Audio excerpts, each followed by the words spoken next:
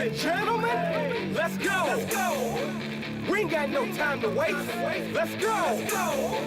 You are now listening to Jason Anderson, and you are in the zone. You're in the zone with Jason Anderson on Sports Radio 810 WHB. Coaches always ask me, how do you do that?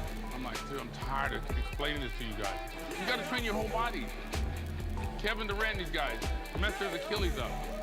I have a question with guys like Kevin Durant. When's the last time you did a calf raise? You're in the zone on Sports Radio 810 WHB.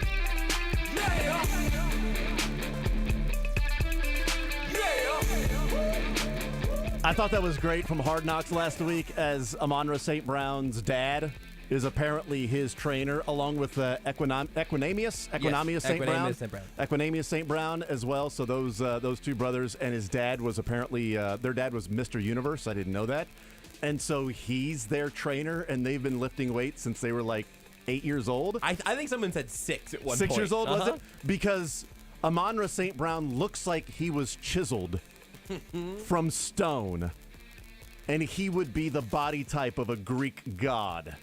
That's what he looks like, and it makes sense if he's been lifting weights since he was 6 years old. But that was great from Hard Knocks, which episode number 3 is tonight. That was episode 2 last night of, I got a question for him. Do you train your whole body? Well, no, look at him. I'm pretty sure Durant doesn't have to train his whole body. Also, he's not an NFL wide receiver.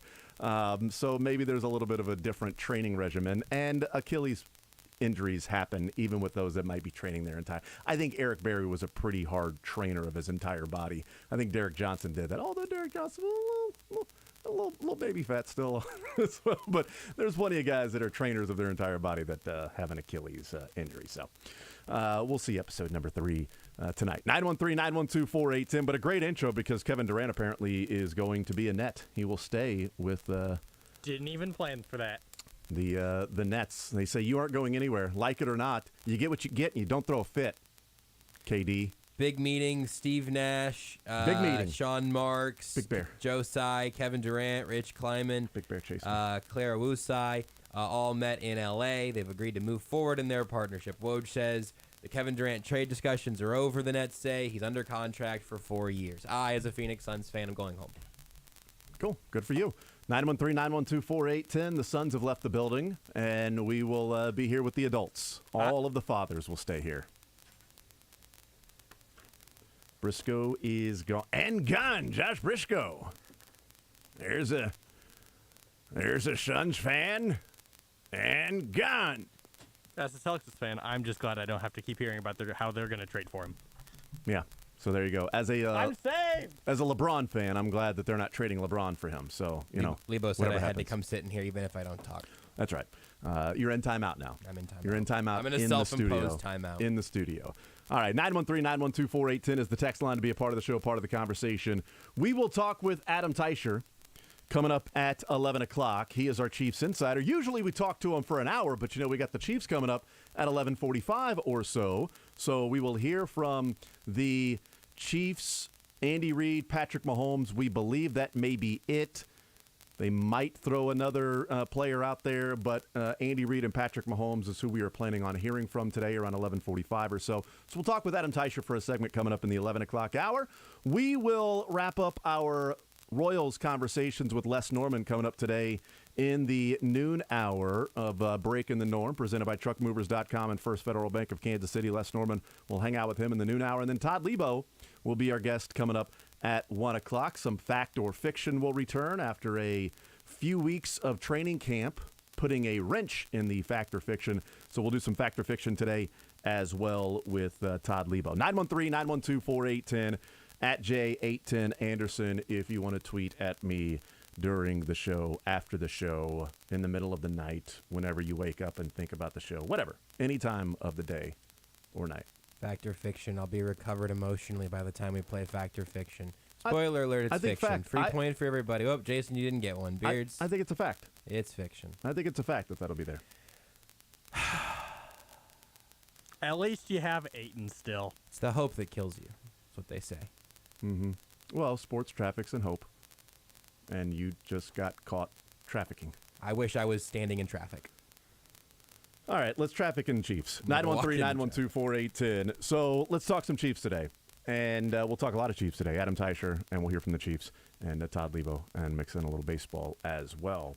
So yesterday we hear the news about Carlos Dunlap and that his Achilles injury is hindering him from practicing. He didn't play on Saturday, did not practice yesterday. Hopefully he gets back to practice. I doubt we see him on Thursday. Don't need to see him on Thursday.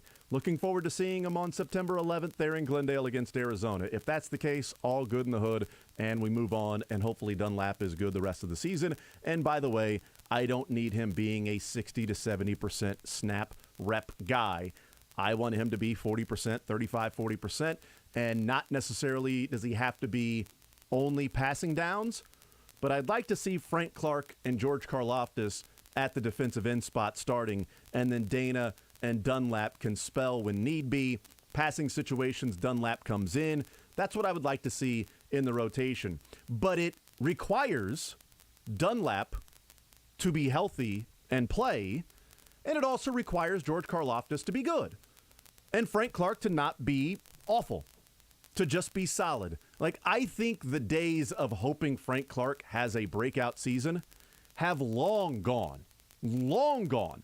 Anybody that does that is not only trafficking in hope, but they are trafficking in denial. Or drugs. Or drugs. Or They might just be drug trafficking actually and using trafficking in drugs and maybe some psychedelics because they are imagining things. It could happen. But to say, you know what, I'm hoping this is going to be the case, and this will be a big factor in why the Chiefs will win the Super Bowl. It could be, and if he does that, yes, it will be a big factor. But I would like him to just be good, just be representative defensive end in the NFL. All right, he's not going to be making the $13 million that he's being paid against the cap or anything like that. You know, I guess not cash, but cap that it's accounting for. Not going to be, worth that. But if Karlaftis is good, and if Dunlap is healthy and good, and Dana is a solid defensive end, I think you can have enough there.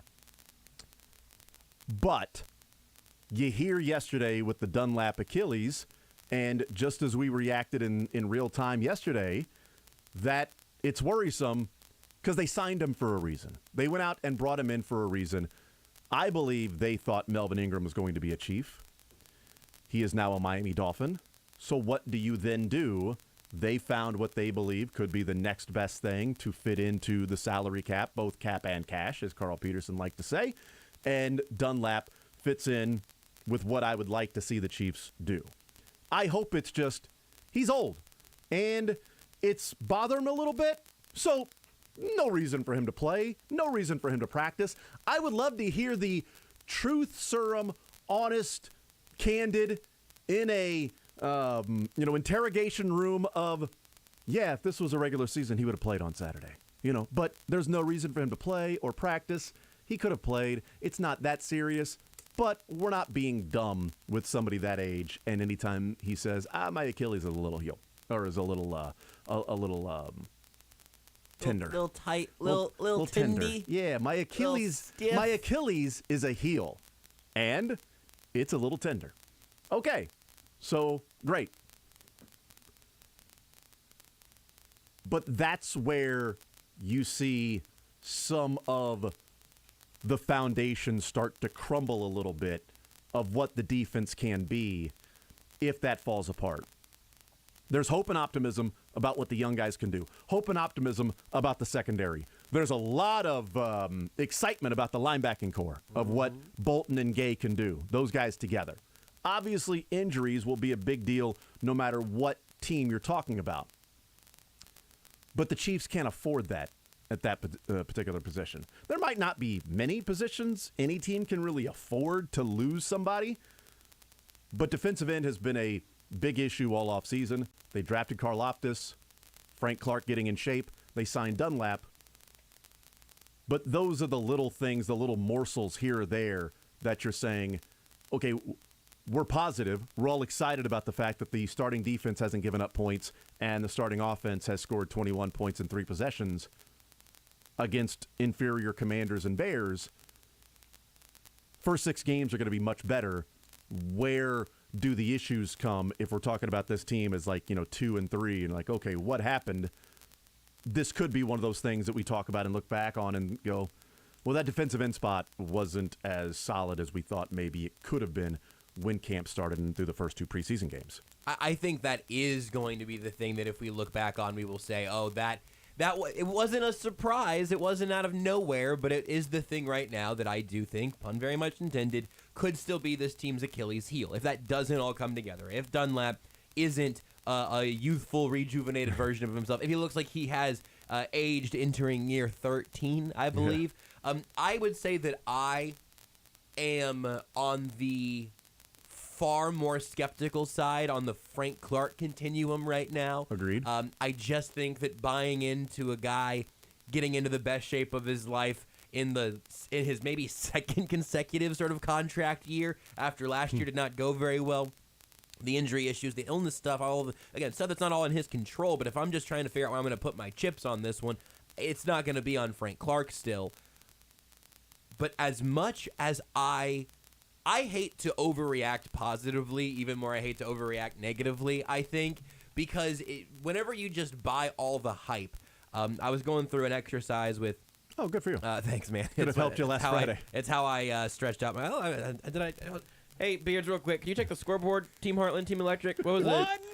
Okay, all right. Just wanted to... That's 1-0. 1-0. Thank you, Beards. Okay, you were on the pitch, okay? That's why I'm in the media game. That's right. Yes, that's right. The media should at least know what to call it. You know, Yes. I think that's only more damning. Come on. I also believe we had the better kits. Just so you know. Oh, I disagree. I was happy with the reds that we got. The white and the kits that White like Electric had. surrender. We waved the white flag while we were out there. Just 20 some of you bobbing around out there, bunch of white flags. But walked away with the better looking jersey. Anyway, go right ahead. I don't sir. know if I agree. Current's got good kits all the way around. Yeah. That's that much. I wish they would have given us a pair of boots. That would have been great. I do wish I had all the swag I could have come up with.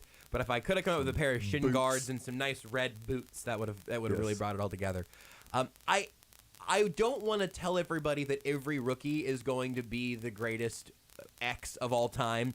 George Karlaftis is a top 5 pass rusher. Trent McDuffie's going to be Jalen Ramsey ×2. Brian Cook is already the best safety in Chiefs history. You know, I don't want to. He's literally Eric Berry. I don't like doing that. Can he literally be Eric Berry? That would be good, actually. I would take that. Interesting. But I don't like doing that because I think it's pretty easy to just sort of peddle this borderline baseless good feeling because fans want to feel good about their team and all that. So I don't like doing that.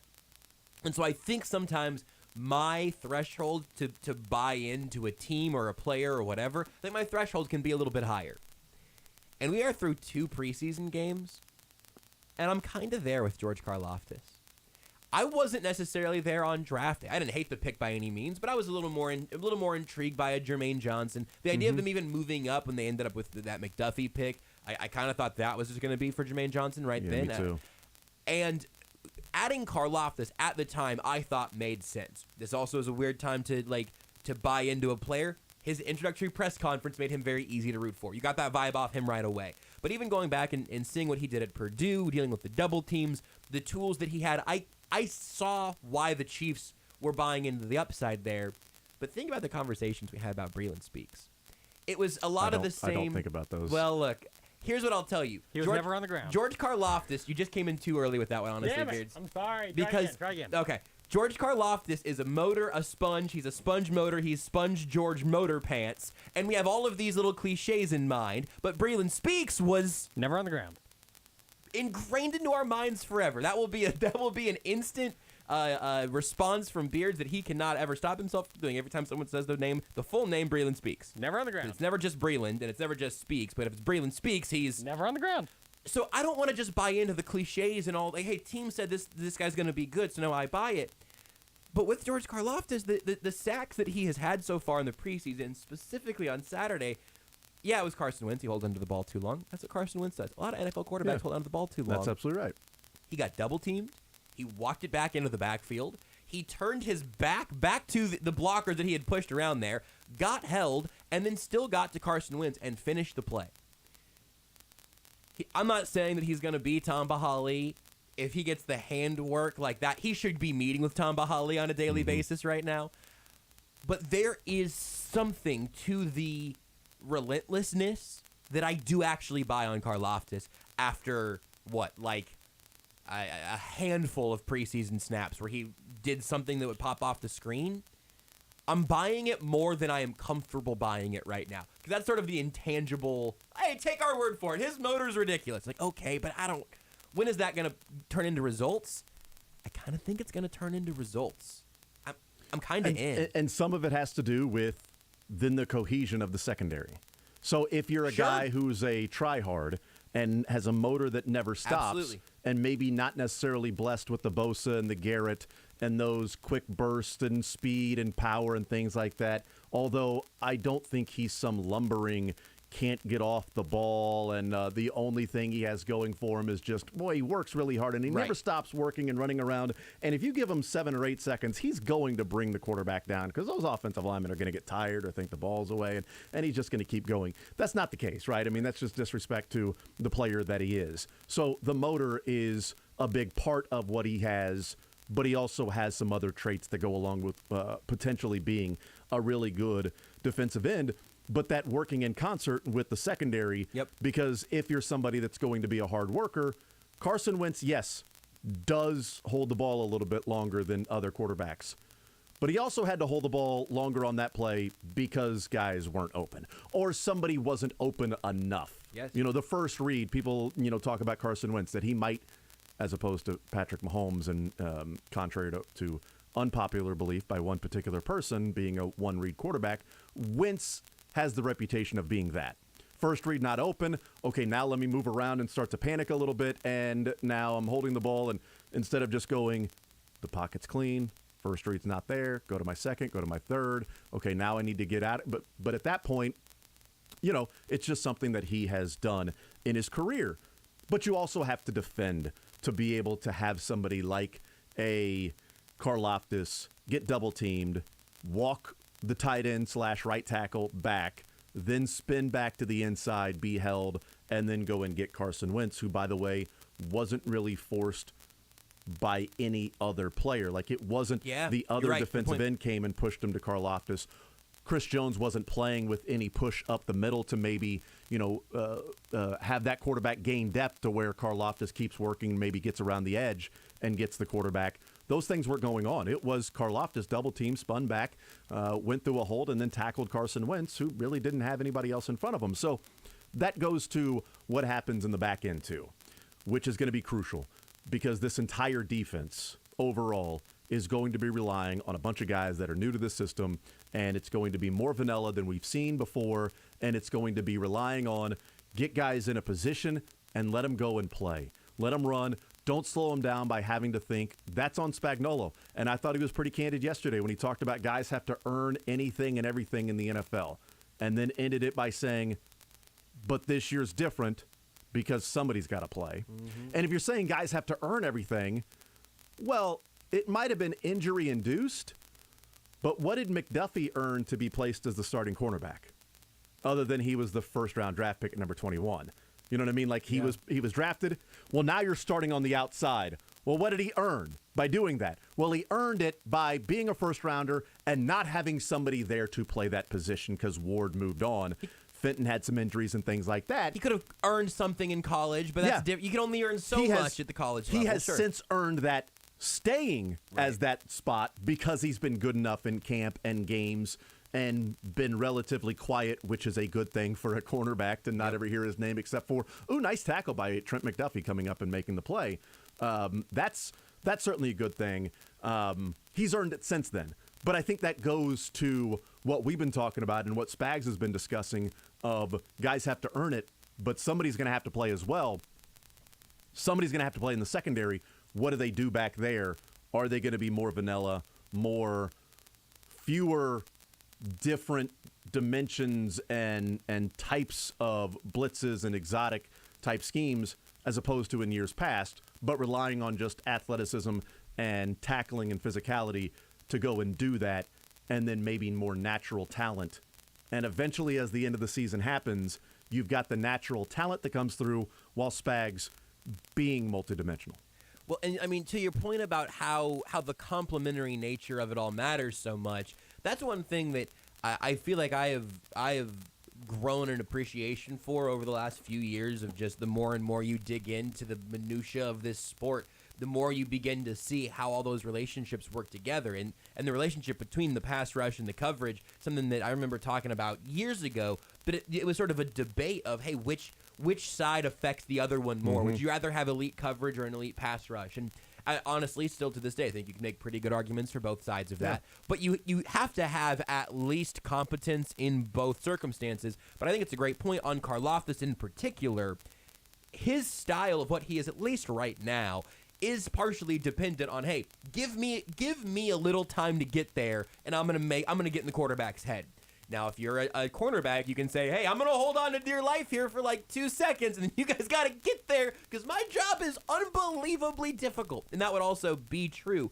But the fact that they need so much on the same page here is really fascinating, which could lead us into it. If you want to tease a little clip of audio here, we could get to this next, just so so Beards doesn't come in here and beat us with his laptop. But the jumping off point here now, from Karlaftis to how complimentary this all is to the version of the Chiefs offense with what is and isn't earned and the rookies they do and do not have, does create a bit of a unstable recipe from like a scientific standpoint. These ingredients are all going to end up in this pot. And we want it to sizzle, but I don't know if we want it to explode. And it could be a dud, it could sizzle, it could blow up. But the Chiefs defense remains a fascinating unit with all of this cooking together. We'll play that clip on the other side. Deontay Lee with the Athletic Football Show talking about the Chiefs rookies and the impact they can or maybe won't make for this team. We'll do that on the other side. I also wanted to get into a couple of points with the running game and Isaiah Pacheco because Bieniemy weighed in on that yesterday, and we've talked about that a little bit as well. And Seth Kaiser had a really good breakdown at the Chief in the North newsletter about the Chiefs' running game with a baseball small sample size of the running game this early into preseason. We take a timeout. We come back. We continue more Zone next. Want to see more of The Zone? Watch the show live on the Sports Radio 810 WHB Facebook, Twitter, YouTube, and Twitch.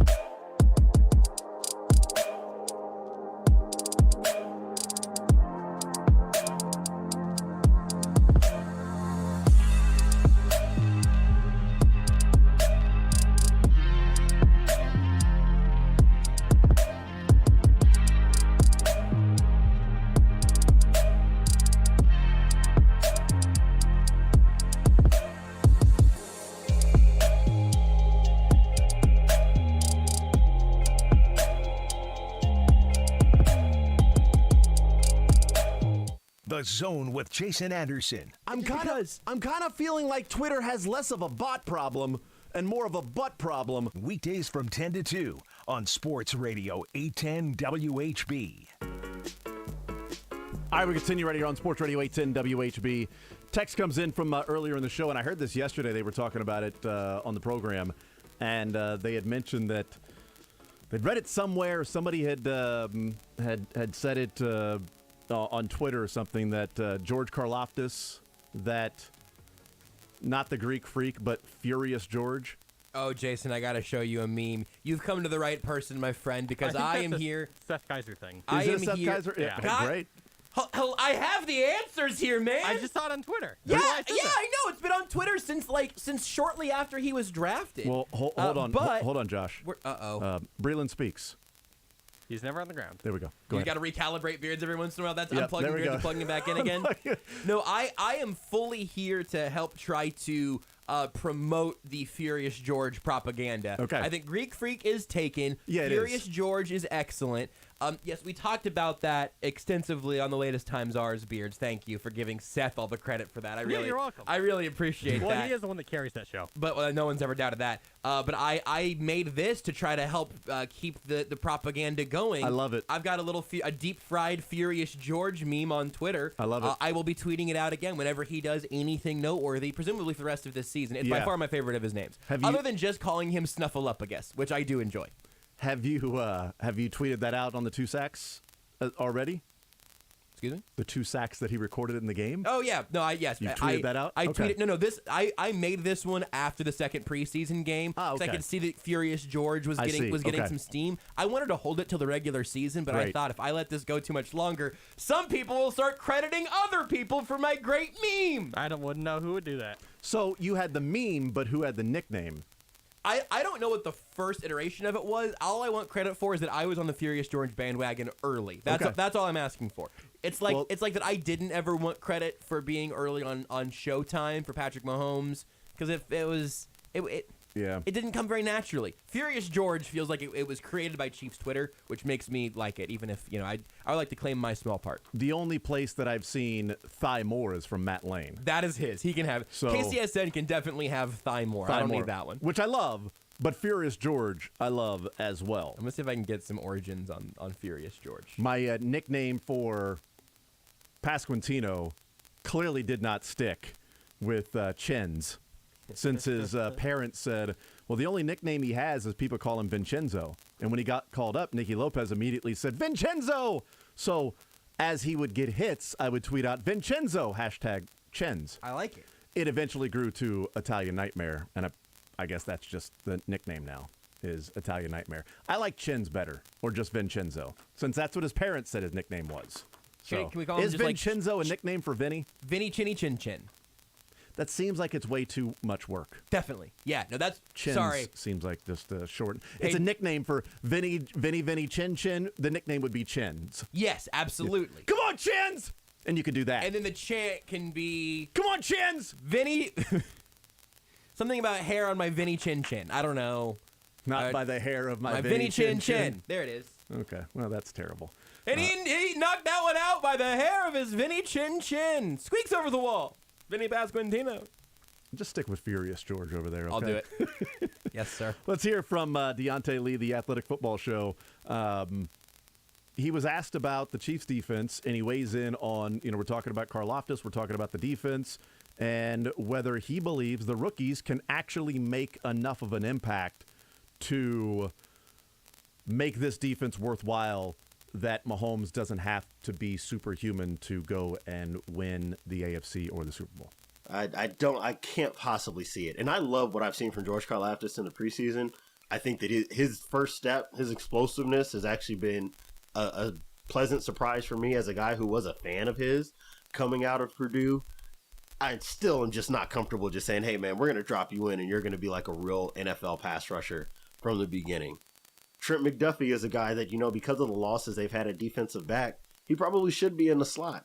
I don't think that they can afford to only play him in the slot this season. That's another thing that I'm really not comfortable with them defensively. And then what that means for Spags. when Spags was in New York, we knew him as hey man, I can rush 4 and play tight coverage on the back end, and you just got to deal with the fact that we've got this fearsome foursome up front. They've never had that in Kansas City, and he's been able to make up for that with all those crazy safety rotations, playing cover 2, playing cover 1, and using Tyrann Mathieu as the robber, and doing all these different things with the defensive backfield, and just saying, hey, you can't run the ball on us because our offense is putting up 28, whether you want them to or not.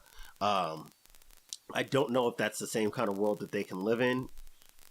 And I'm not sure without those bodies on the defensive backfield and bringing in rookies to have to take in more traditional roles, whether or not I'm comfortable saying that they can have a contending level defense for as much as I love Patrick Mahomes and the rest of this offense. So what's a contending level defense, right? Like, what does that mean, contending level defense? Good enough to be a guy that... Better than 2018.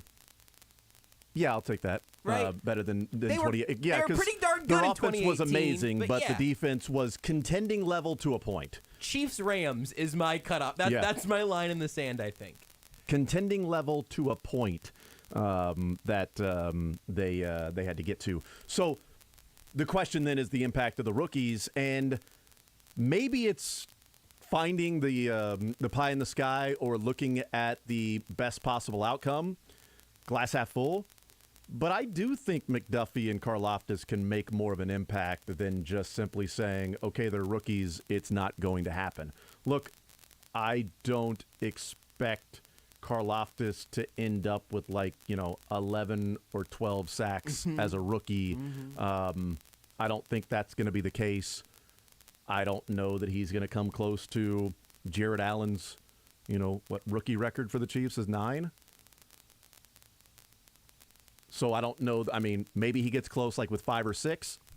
I'm not sure. But impact can mean a lot of different things. And just by being good enough or as good or better than what they were a year ago at that positions, because the expected level is to improve as the season goes along. If the entire season they are where they were last year, but at the end of the year they are making up for maybe their shortcomings at the beginning of the year, well, now you're talking about winning a Super Bowl just as they did in 2019.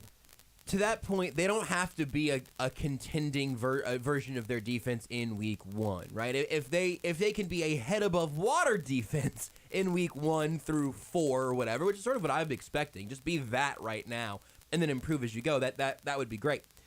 To Deontay's credit and to the conversation we were having in the first segment, one part of that chain, one weak link in that group, which isn't just Karlaftis and McDuffie, but is going to kind of be Brian Cook. It's going to kind of be Leo Chanel to some extent, much less so, though, I think. It's going to kind of be Justin Reid, not a rookie, obviously, but still a change. There are a lot of moving parts and a lot of new parts. And I do think that if I was going to build the argument that actually the defense is going to tank this season, you don't have to say that all of those guys underachieve or that all of those position groups underachieve. You could just say that one does. Because what we were just talking about is if this edge rush, if Frank Clark is hurt or not very productive, if Karlaftis just gets stuffed up often enough that he has a few nice sacks on a long drop back for a quarterback that holds the ball too long, but he doesn't make consistent pressures. If McDuffie just gets beat every once in a while, if he just looks like a rookie, if he just looks a little small in a few bad spots, if Justin Reid doesn't actually let them cover as many deficiencies as Tyrann Mathieu allowed them to do, I'm not predicting any of those things. But if any one of them happens, the entire Jenga tower, I don't know that it falls, but it's the thing when you play Jenga where you take one out and then everybody around all goes, oh! It starts falling and leaning one way or another. All right, Jimmy, pull another one. All right. And then that's the one where you find out, are we picking up bricks here or are we going back to another AFC Championship game? By the way, I should point out that I should have known that, but DT has the Chiefs record as a rookie with 10. Oh, Jared Allen has 9. Sure. So, I mean, Makes does sense. Karlaftis approach that? Find out in Fact or Fiction later on. Okay. That was, okay. I did have that. I did lower that number to just straight double digits right now. But well, I mean, that's a huge, obviously I a think tremendously high bar. That's asking for a lot. Double-digit sacks to get to 10. I agree with you. I think that one's a layup. So I'm setting the new Fact or Fiction number at 8. Here are the that one I think is an excellent season, but passable. Also, do you know what George Karlaftis has that Derek Thomas and Jared Allen didn't have?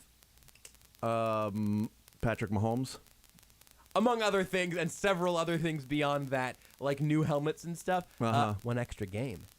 Got to think about that. Or does he not need to be out there in Week 17 because the Chiefs locked up the AFC West because there's a bunch of frauds in the division? Who's to say? Who could ever know? Here are all of the players since the turn of the century to have double-digit sacks as a rookie. This is going to be, I bet, a shorter list than I would have thought. There are actually 18 of them since 2000. Since 2000. Okay. Since 2000. All right, that's a pretty good number. So about one a year. Darren Howard in 2000 with New Orleans. Julius Peppers in 2002 with Carolina. Dwight Freeney, 2002 with the Colts. Kevin Williams, 2003 with the Vikings. Terrell Suggs, 2003 with the Ravens. Sean Merriman, 2005 with the Chargers. Cameron Wembley, 2006 with the Browns. Mark Anderson, 2006 with the Bears. Clay Matthews, 2009 with the Packers. Brian Arakpo, 2009 with Washington. Ndamukong Suh, 2010 with the Lions. Good Lord. Is he the first is he the first defensive tackle you've mentioned there? Is he the only DT? Wow, crazy. Okay. Von Miller, 2011 with the Broncos. Aldon Smith, 2011 with the 49ers. And then it jumps up to 2016. So only 5 since 2016. Joey Bosa in 16 with the Chargers. Bradley Chubb in 2018 with the Broncos. Max Crosby, 2019 with the Raiders. No kidding. Josh Allen, 2019 with the Jags. And last year, Micah Parsons with the Cowboys. So you got a couple of hybrid you got linebackers 5. back there, the last two.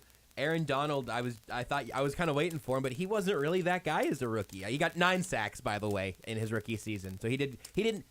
Aaron Donald in his rookie year, I was thinking he didn't start he didn't. I was right about that. I was wrong about what the total would be because he started 12 games and still had 9 sacks. Where was Brian Arakpo drafted? Okay, he was a first rounder. So if I look at the top 10 guys, you've got Parsons, top half of the first round. Josh Allen, top 10. Max Crosby, 4th rounder. Bradley Chubb, top 10, right? I think top Chubb half. went a little later. Joey Bosa, top 10. Yep. Aldon Smith, top 10. Von Miller. Nope, Chubb went 5. Top 10. Arakpo was the 13th overall pick. Ndamukong Suh was top 10, 2, right? I mean, he was. Yeah, I think he went second. Top 5, yeah. And then where did Clay Matthews go? First round 20s, I want to say. I was real deep into the draft at that point. That is a real. Some of those names gave me some real nostalgia for Clay Dwight Matthews Freeney. went 26th overall. I shouldn't say top 10. It's the most recent 10.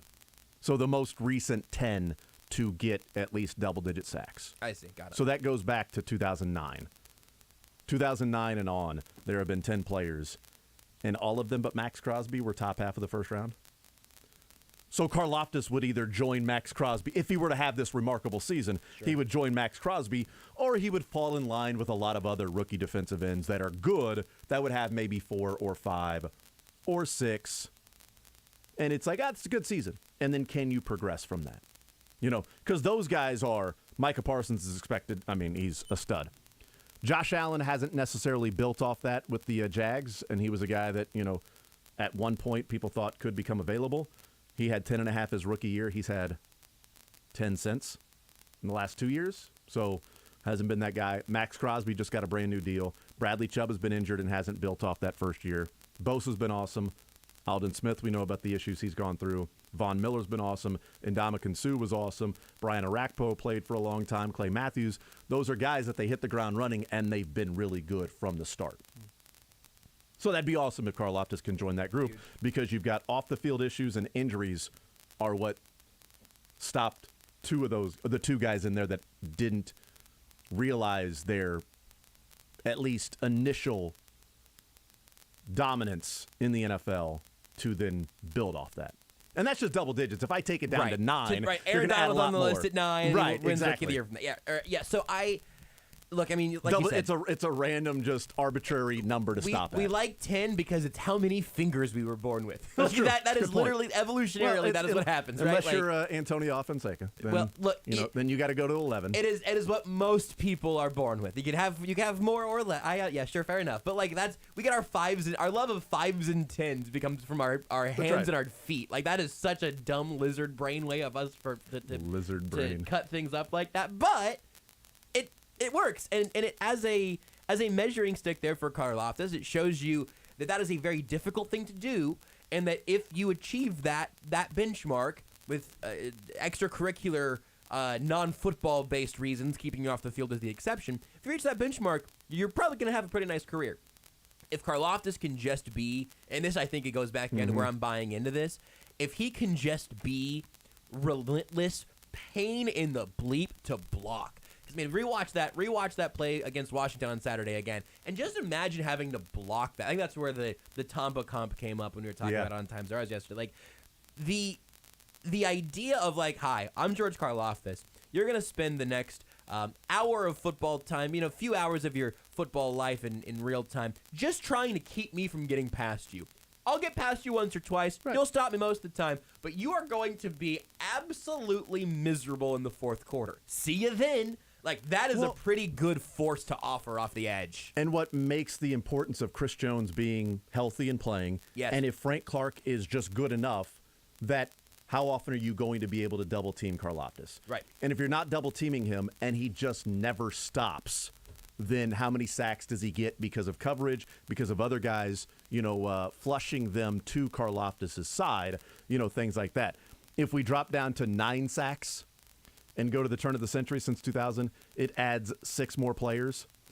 Corey Simon, Kendrell Bell, Jared Allen, Carlos Dunlap, Aaron Donald, and Nick Bosa. So 5 more players, I should say, that it adds since 2000. So Kendrell Bell, that was a big one. He was going to be a stud. For the, well, hey, you know he's in good company there. Chiefs should sign that guy. He would have been amazing if you drop it down to 9. And going back to 2010, there have been 11 players that have had at least 9 sacks as rookies in the last 12 years. So essentially, 1 a year, right around that, averaging 1 a year. And so, is that Walker? Is it Hutchinson? Probably not. Is it Thibodeau? Now. Well, he's going to miss 3 weeks. Makes a few right? weeks at the front, and that's going to. Is it make Thibodeau? It is it Jermaine Johnson? Like, you got a lot of guys in front of Karlaftis. Maybe it is Karlaftis. Maybe he's a guy that, should have gone top 15 or top 20 and others just missed on him. Or maybe he was drafted exactly where he's going to be, and he's a high-motor guy that's got some things that really work in his favor, that has some limitations, and he might be a guy that every year he's going to have 7 sacks and be like, oh, good season from Karlaftis, and somebody that you're not going to look at and go, boy, we got to improve that spot. Hey, okay, we got him there, we're good. I don't think that George Karlaftis is going to be a double-digit sack guy. Ever? Or just this year? Ever. Yeah, I mean. But I think Furious George might be. I feel like that's the same guy. Oh, no, sir. No, sir. You see George Karlaftis in a press conference. You see Furious George between the lines. Where did you see Breland Speaks? He was never on the ground.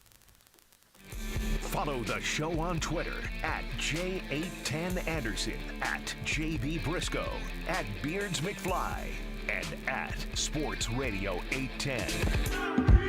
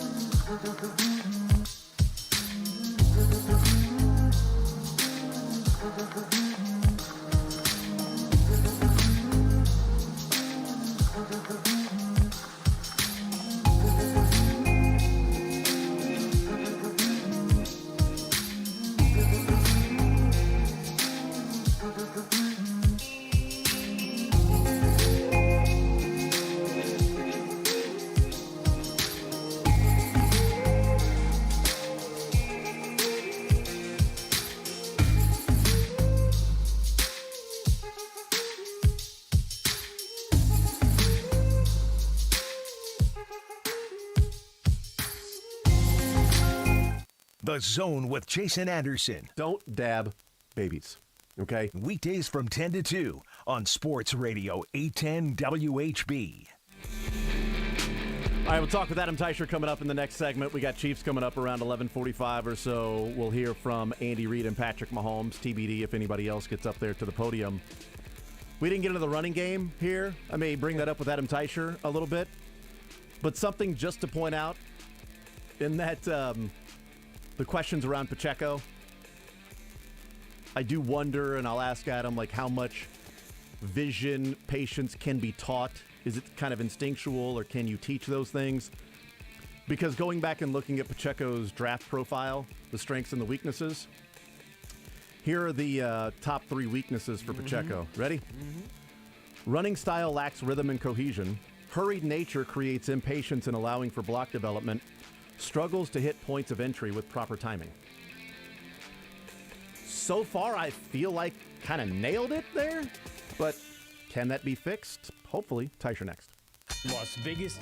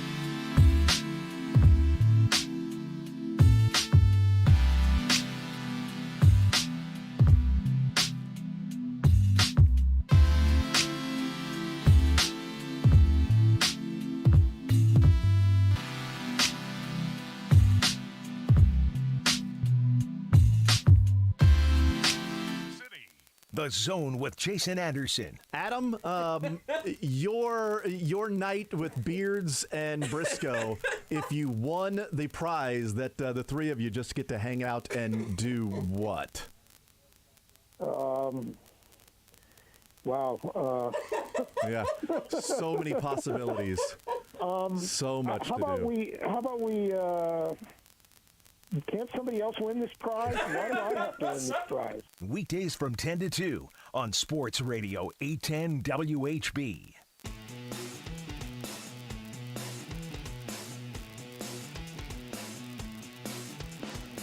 All right, we'll continue right here on Sports Radio 810 WHB. We'll hear from the Chiefs coming up later on this hour. Let's hear from our Chiefs insider from ESPN. It is Adam Teicher joining us here in the Zone. Adam, how are you, sir? Good, Jason. How are you doing today? I am doing just fine. Let's talk about this team. Let's get right into it because we only have you for one segment, and we'll see how soon the Chiefs maybe get to the podium. So I'll just ask you, game number 2. We've seen 2 games now, but game number 2, what was your takeaway and assessment as they get ready for the 3rd and final preseason game just in a couple of days? Yeah, more good stuff from the Chiefs. I mean, I think they're certainly look like they're on track to start fast this season.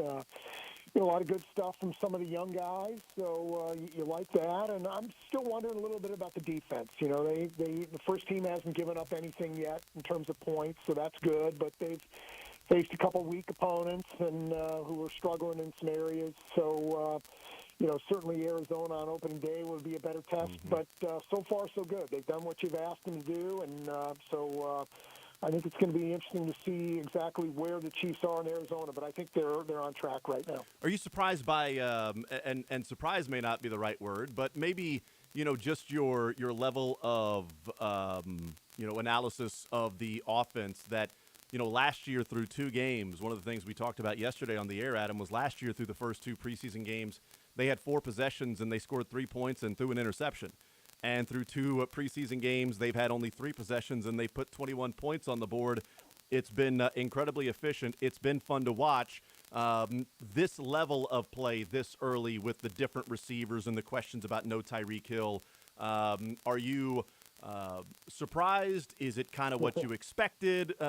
What's your view on 3 possessions, 21 points, and about 200 and some odd yards of passing for Patrick Mahomes? Yeah, and then you throw in they can't run the ball, and that's another reason they shouldn't be scoring all these touchdowns, it's right? True, no, yeah.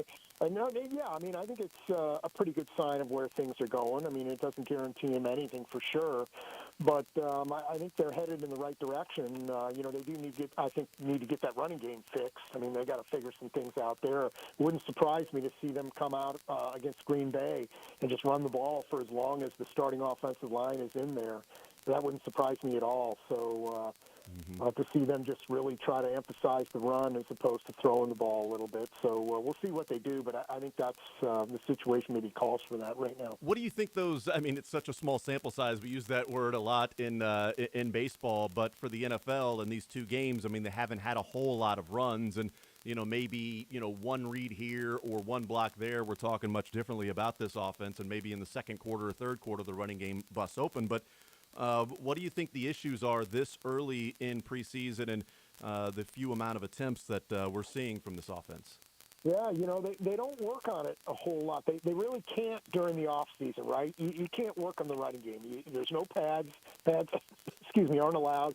So you can't do it all throughout OTAs. And, for the first 4, 5, 6 days of camp, you can't do it. So, you have some time to work on the running game, but I just feel like I don't know how anybody under the rules nowadays can be good with the running game at this time of year because you just haven't had enough time to work on it. It's just not something that the rules really allow for. I mean, you can just, basically you could put the pad, once they allow the pads on, you can work on the running game and nothing else.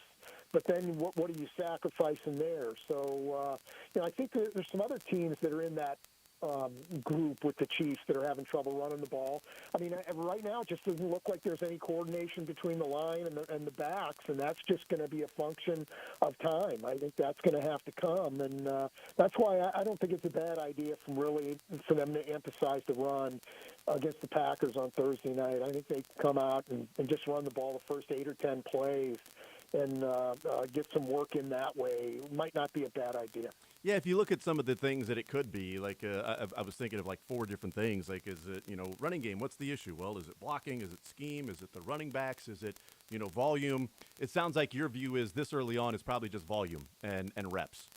Yeah, and, clearly the Chiefs have the guys on the offensive line. Yeah. So that's not the issue. And I think they've got the running backs, too. I mean, this may not be the best group in the NFL, but they're certainly good enough to do better than what they've done so far. So I'm just thinking it's a matter of time before this thing becomes a little more productive than it's been. But I don't know how much time. I mean, will it be ready, on September 11? I don't know. I can't tell you that.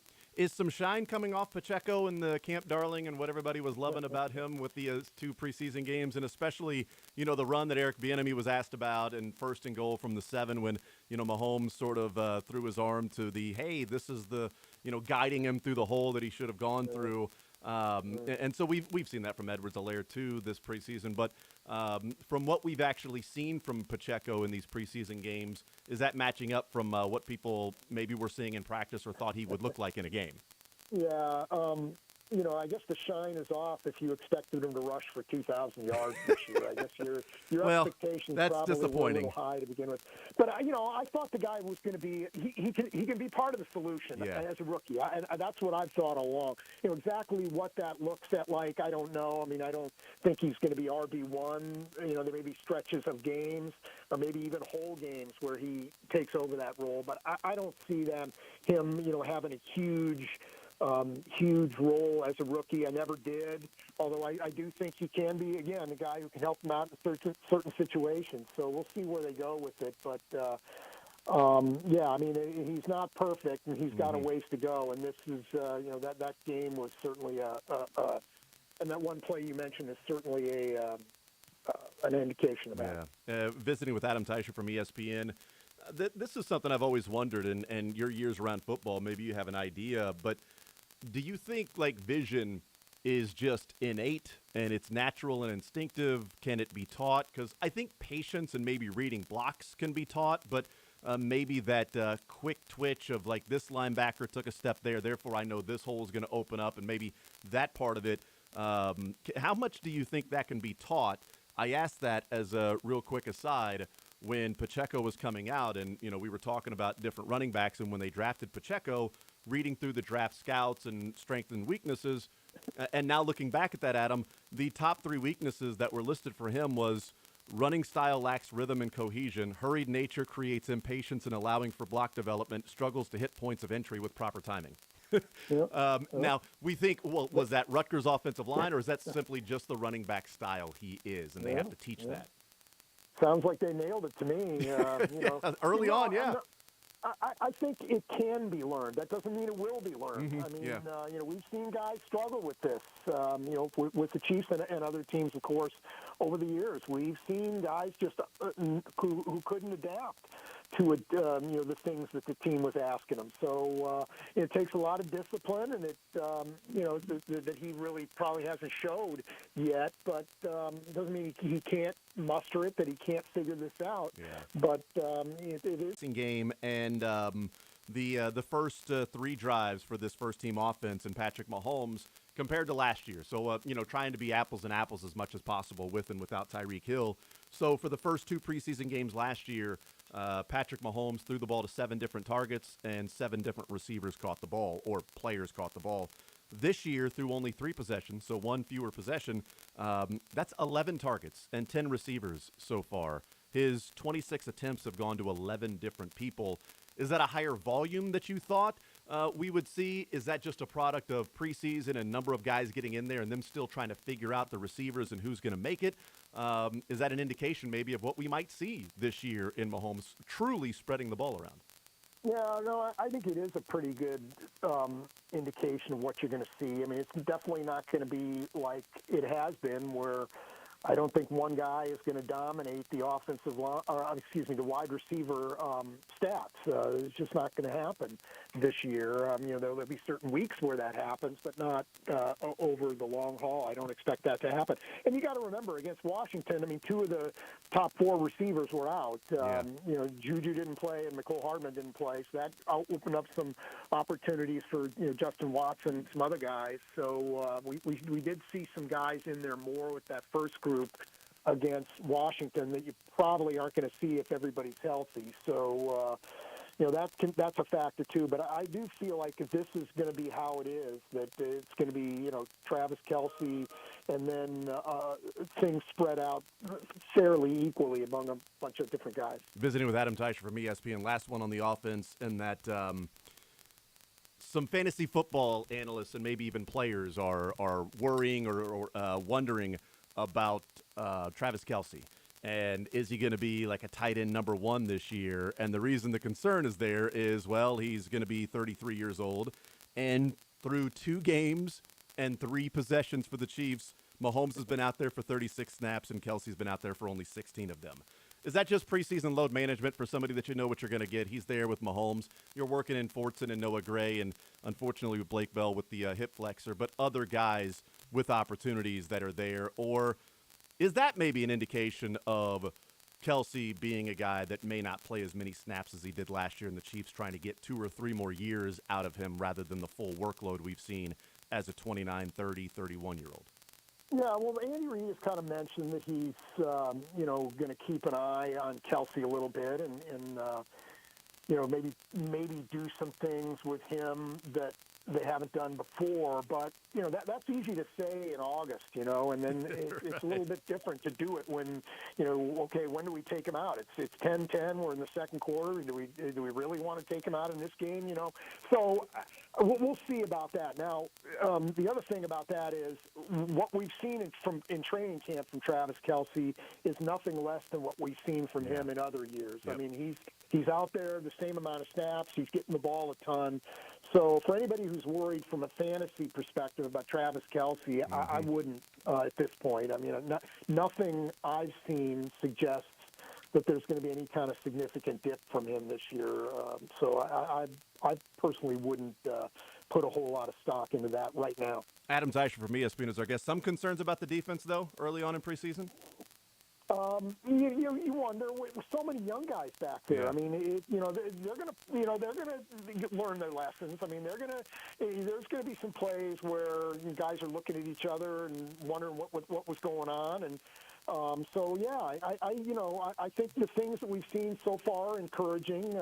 If we talked about this last week, but I thought Karlaftis had another nice game against Washington. And if this is who he is, if this is the Karlaftis the Chiefs are going to get for 17 games, plus whatever comes at the end of that, that's a pretty good deal. That's a pretty good addition right there. They got to get Dunlap healthy and get him going. Chris Jones, I loved what Mahomes had to say about him at the end of camp last week. So, I think the pieces are in place. I think Willie Gay and Nick Bolton look like they're ready to have nice seasons for the Chiefs. So, I think there's some pretty good indications there. But you wonder until you see it. You just don't know. But I do think we talked a lot about Spags racing the clock a little bit and trying to get the defense ready for opening day. It seems like that's on a pretty good track right now. But I can't tell you they're going to play, lights out against Arizona on defense. But I think they're going to be in a good place sooner rather than later. I thought it was pretty interesting, too, with Spagnuolo, and he's pretty candid when he's talking. And, he was asked about, the rookies and immediately, was like, whoa, I don't know where that comes from. And I think, Todd's question is like, yeah, agreed. But, what are you looking for from these players?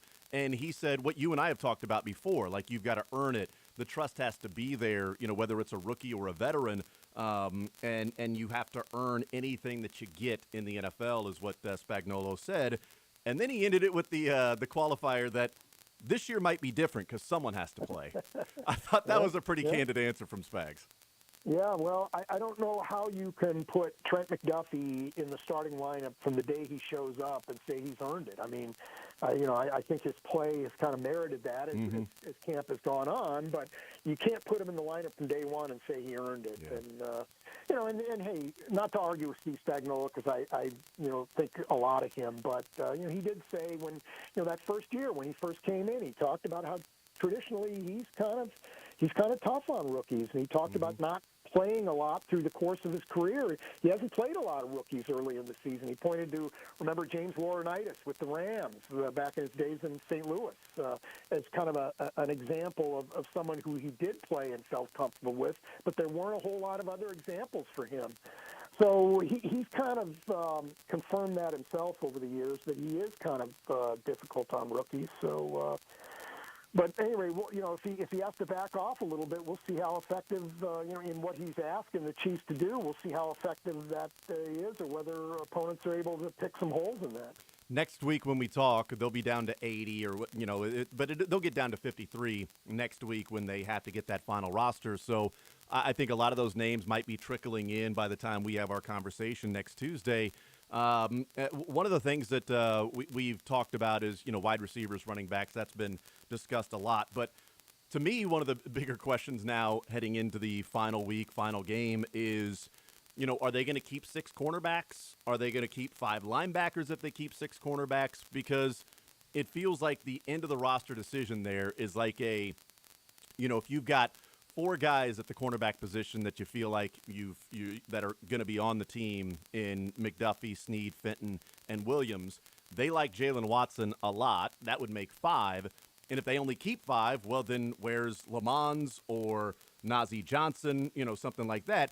If they were to keep 6, well, then both those guys can be on there. But can they then keep enough linebackers to where Bolton, Gay, Harris, Chenal, Lee, and Carter? Or one of those guys. It feels like it's a Watson and Lamons, and then Lee or Carter, or Lee and Carter, and then Watson or Lamons.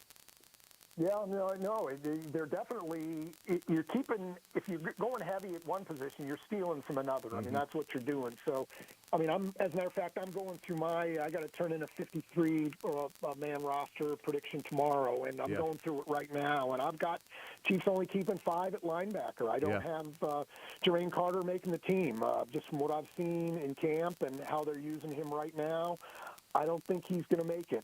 Hey, I might be wrong, though. They may keep 6, but I'm predicting he doesn't make it. But I do feel like they'll keep 10 defensive backs and 10 on the defensive line as well, because with the recent additions of Shelton and Carlos Dunlap, they've got some bodies there now. So I feel like they will go deep at that spot in particular, the defensive line spots. Yeah, I'm with you. I think they're going to go 5 linebackers and 6 cornerbacks, and that 6th cornerback being whether it's Najee Johnson, Lamons, whatever it might be, one of those guys. And Lamons, who Dave Tobe talked about yesterday, that you always like to see a guy doing well at their position who you really like. And Lamons is a 4-phase guy.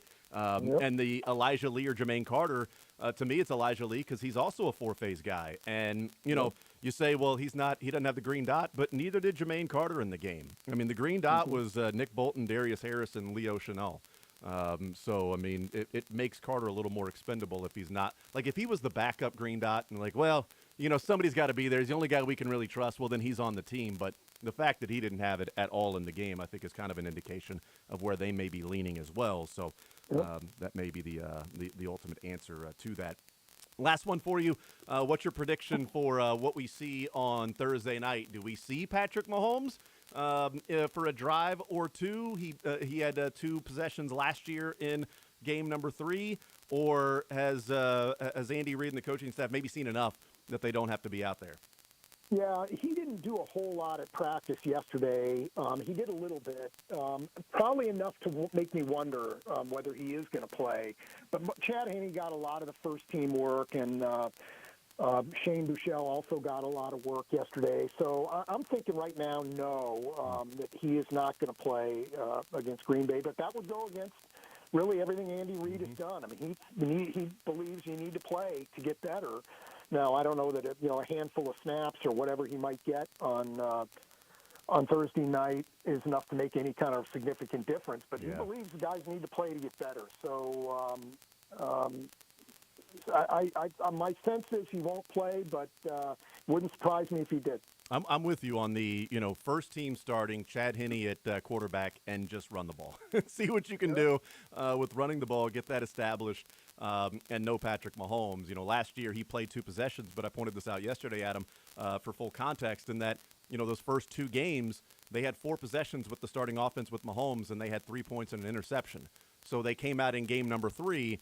Those first 2 possessions were touchdowns, and then he was done. It was also the only home game in the preseason, so maybe that had a little bit to do with it. Whereas this preseason in 2 games, 3 possessions, 21 points, they've gone down the field, he might have already seen enough. Like last year, game number 3, he might not have played Mahomes if they were as good offensively and efficient as they've been this year. So we can only go off 1 year. So absolutely, and so my sense is he won't play. Yeah. But again, knowing Andy Reid, the thing that leads me to say I wouldn't be surprised is I know Andy Reid and his history. Yep. I'm good with him not playing. Adam Teicher, ESPN, our Chiefs insider. Adam, you're the man. Really appreciate it, sir. Looking forward to that 53-man roster prediction to come out tomorrow, and we will talk next week. Thank you, sir. Good stuff, Jason. We'll talk to you next week. All right, there's Adam Teicher from ESPN, our Chiefs insider. We'll take a timeout. We'll come back. We'll continue rolling, and we will head to the practice facility out to hear from the Chiefs later on this hour coming up here, and we'll do that. Les Norman, some Todd Leabo, some other things to get into as well. We continue rolling. More Zone on this Tuesday edition. It comes up next. Take the show with you by listening live on 810WHB.com, in the 810 mobile app, or by subscribing to The Zone wherever you get your podcasts.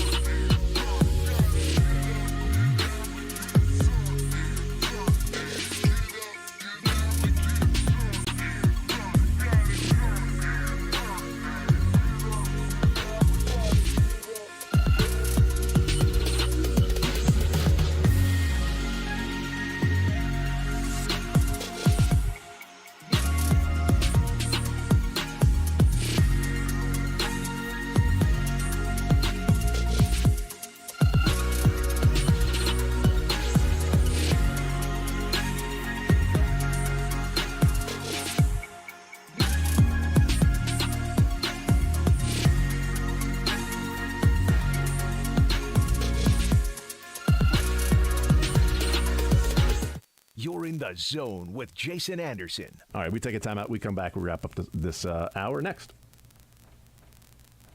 Do we not wrap up this hour No, next? you still have. This is your last segment, buddy. You're not used to this. You're not used to this. You took a break. You took a break way early. I thought way too early for a break. Weird. On Sports Radio 810 WHB.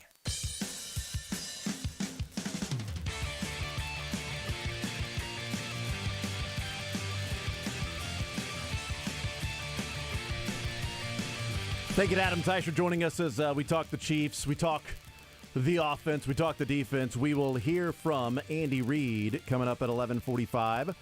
Along with Andy Reid, we will hear from Juan Thornhill.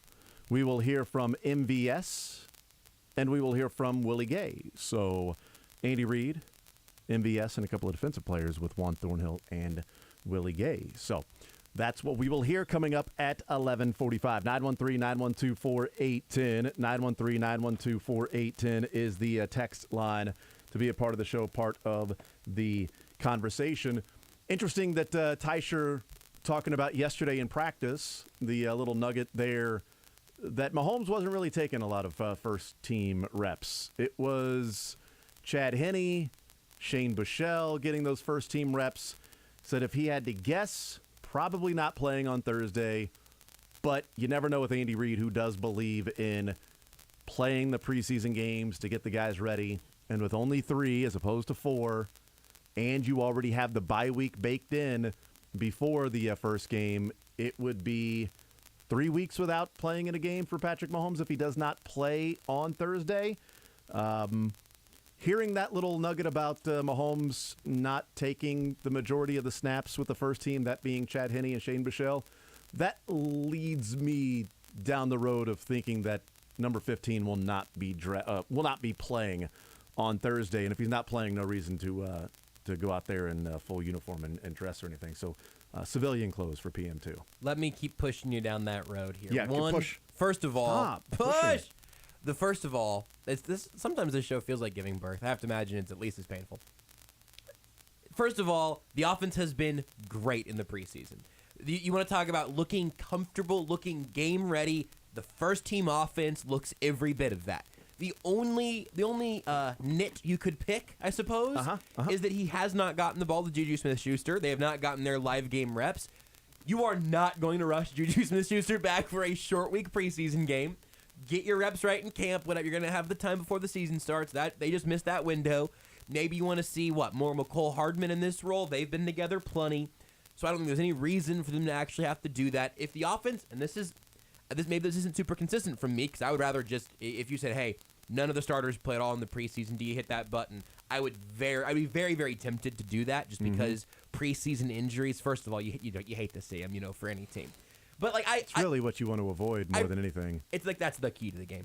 I get more nervous about the idea of injuries in the preseason than I do rust not being knocked off in the preseason. But still, whatever. I get where Andy Reid's coming from. But you've gotten pretty healthy out of all of this. The offense looked great, and now everybody get your little Brian Windhorst fingers up. Patrick Mahomes was originally scheduled to speak today alongside Andy Reid. But isn't he still talking today? Recent reports from the Chiefs' facilities indicate that now today will be, as you've mentioned, Andy Reid, MVS, Juan Thornhill, and Willie Gay Jr. And Patrick Mahomes? There is no report of Patrick Mahomes being at the podium today. Now look, to be clear. He could be filming The Masked Singer, which Tom Brady has denied is what he was doing. But if you were on The Masked Singer, isn't that what you would say? Yeah. You wouldn't. Why would you give it away? You wouldn't come back and go, you guys, you got me. I was on The Masked Singer.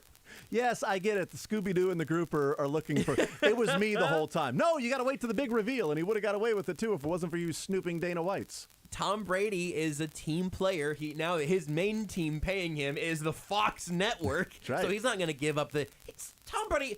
Oh, Tom Brady just withheld some information in a press conference for the first time ever? Oh, shocking. That man just straight a cell phone to keep you from knowing about his balls' inflation levels. So maybe Patrick Mahomes is filming The Masked Singer. This guy wants to take the air out of the conversation around Masked Singer? He very much does. Never. And I just wonder if the clues are... It's very Interesting. What's I'm guessing going he's on not in playing. Utah? I'm guessing he's not playing on Thursday, given the fact that he's not talking today. As a viewer, who do you want to see the most of at quarterback? I don't mean for the best of the Chiefs. I mean you as a football watcher. You know, you can splice it up however you want. Henne, Buechele, Crum. Well, Henne and Buechele. That's it. I think I just kind of want to ride the lightning a little bit. What, Crum? I think I want everybody to get to witness the Dusty Crum experience, man. He ain't going to be on the team. Why don't you want to see Crum? You know what? Look, Chad Henne still needs some reps in case, he has to fill in for a game or two. Sure. But if they believe in Shane Buechele enough, that you're going to need to get to a point to where you're not spending $2.5–3 million on a backup quarterback. Yeah, you'd love to get to that point. That's maybe next year Shane Buechele is the guy, and they can say, Chad, it's been a great run. Also, great run yourself. But it is time to move on and not pay you the veteran minimum that you've been in the league for 30 years. So it's a little bit too rich for our blood. So Shane Buechele slides in. So let's get more reps for Shane Buechele. But for this year specifically, you need some reps for Chad Henne. He didn't play last game at all. He starts this week, plays the first half. Buechele plays, or maybe Shane Buechele starts this week, plays, a quarter, and then Buechele gets the second and third quarter. Dusty Crum gets the fourth quarter. And then they move on to letting Dusty Crum go, and you get to the final cuts 1 week from today to get down to 53. I think your logic holds, but I really am upset that I apparently cannot interest you in more of the Dusty Crum experience. I just don't care. Sorry, sorry, Dusty. Sorry to the entire Crum family. Dusty, Denny, anybody with the last name of Crum, I apologize to everybody there, but I just don't care. I made a meme 2 full weeks ago that I've been waiting for Dusty Crum to score a touchdown so I can tweet it. You don't describe it. You can just know this so people can be rooting for. I will tweet this out if Dustin Crum does anything in the final preseason game. But I just feel why can't we get just one good run? Have you seen that? Oh my god. That's absurd. Hey Josh, can I see that? Sure, man. The Twitch can't though. I don't want Twitch to know. No, yet. you can't. Yeah, I don't. You couldn't see from the camera. Okay, Don't worry. I don't want Twitch. Wait till I show you one that I didn't make that somebody else sent to me. Okay, cool. So I'm now rooting for Crum to not score. To not even play. Damn it. Let's get out there. Let Dusty cook. Let him take some shots downfield. Give him just a little crumb from time to time, just a little bit. Let him go deep. What the little thing that falls off the table, just something, the scraps, the crumbs, something along the lines. Yeah, no, thank you, Henne, and then Buechele, whatever. Fourth quarter, that's fine. Those that are playing in the fourth quarter on Thursday, we have a pretty good idea that those guys are playing for just to put some plays on tape, on film for other teams, a tryout for them. And that's fine. Let him push the ball downfield. We'll call him Dustin shots. No. Any other suggestion? Call him to let him know he's released. Call him good job, good effort. That's fine. It's Henne and Buechele. I do like Adam Teicher's idea, though. Since you're not going to have Mahomes in there, just work on the running game.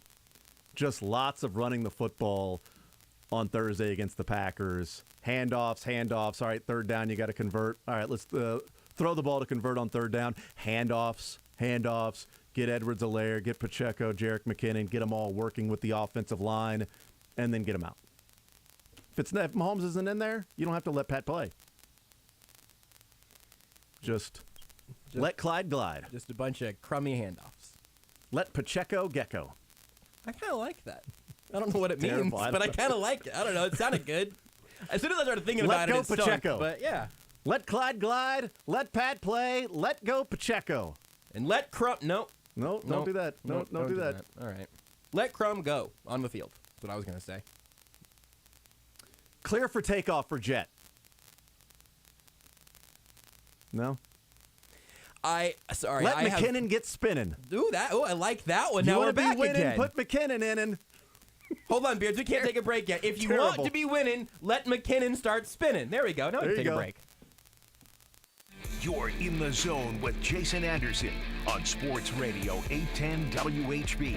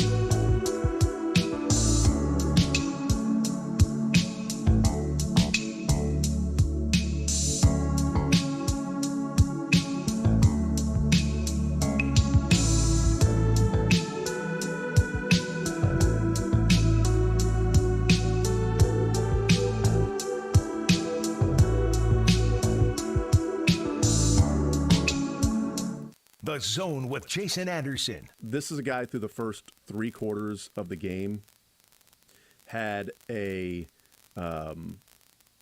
quarterback rating of... Oh, now I lost that. Weekdays from 10 to 2 on Sports Radio 810 WHB. All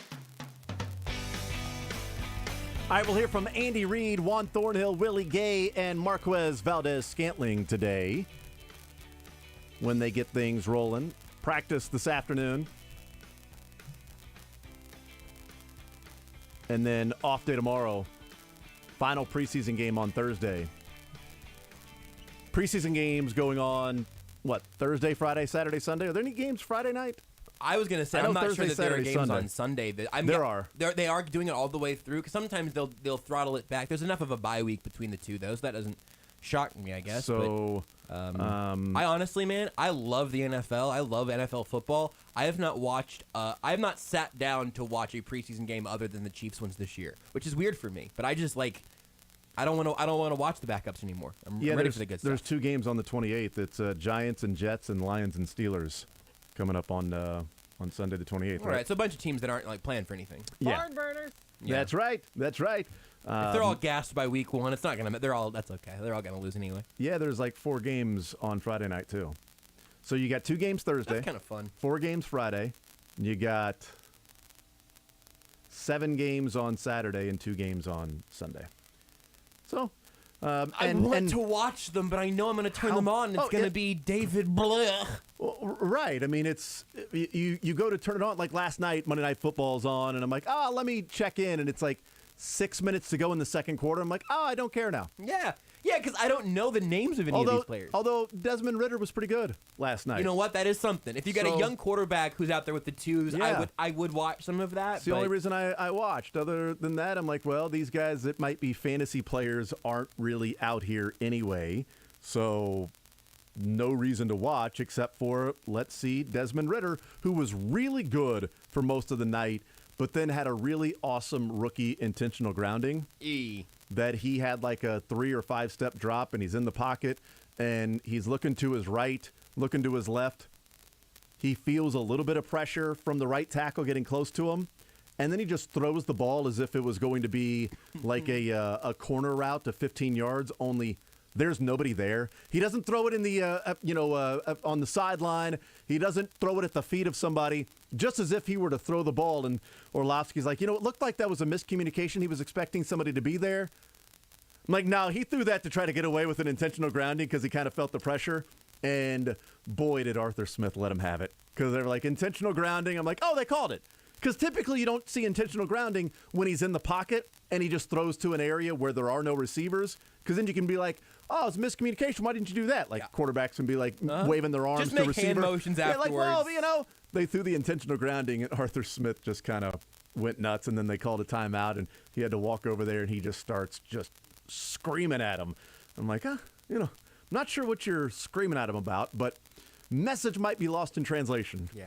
How upset you are right now, and whether that was he missed a read or, dude, you didn't really have pressure. You had time. Move to your left, escape, do something. But, just throwing it to where nobody is, that can't happen. But, it was interesting. Here's Andy Reid at the podium. These guys won't play likewise. So Blake Bell had surgery on that hip flexor, and he won't play. Carlos Dunlap has some inflammation in his Achilles. He won't play. It is getting better, however. Fenton, the groin strain, won't play. Derek Gore fractured his thumb, and he won't play. Lucas Yang, about with the knee, and then Juju. But Juju is making progress. So everybody else is scheduled to play. So listen, we look forward to getting the Packers in here and finishing this thing up, and then getting on with preparations for the regular season. Our guys have had some good work throughout. They had a nice practice yesterday, and we'll have another one today. This gives us a chance to semi-prep for like a Thursday type game, even though we gain an extra day here. But it's we tried to use it and utilize it that way. So with that, time's yours. Coach, what are you looking for? Obviously, last game, you know you got to make cuts. You obviously want to get out the game healthy. What are you looking for as it relates to your starters participating and then, Yeah, so starters continue to play good, solid football and keep getting better at that. And then the second group and third group, or we have a third group, just continue to gain experience and execution. You're always kind of keeping a tight eye on. So it's a great opportunity for those guys to get some play time. We had a cut this week, so we're down numbers. We got a couple injuries, so guys have opportunities to play, and whether they make it here or somewhere else, they get valuable tape. You anticipate playing Patrick? Yeah, we'll see how all that was. He's been practicing, yeah. So how long and all, I haven't made up my mind on all that, but you know, he's been going doing everything. So. How do you weigh that?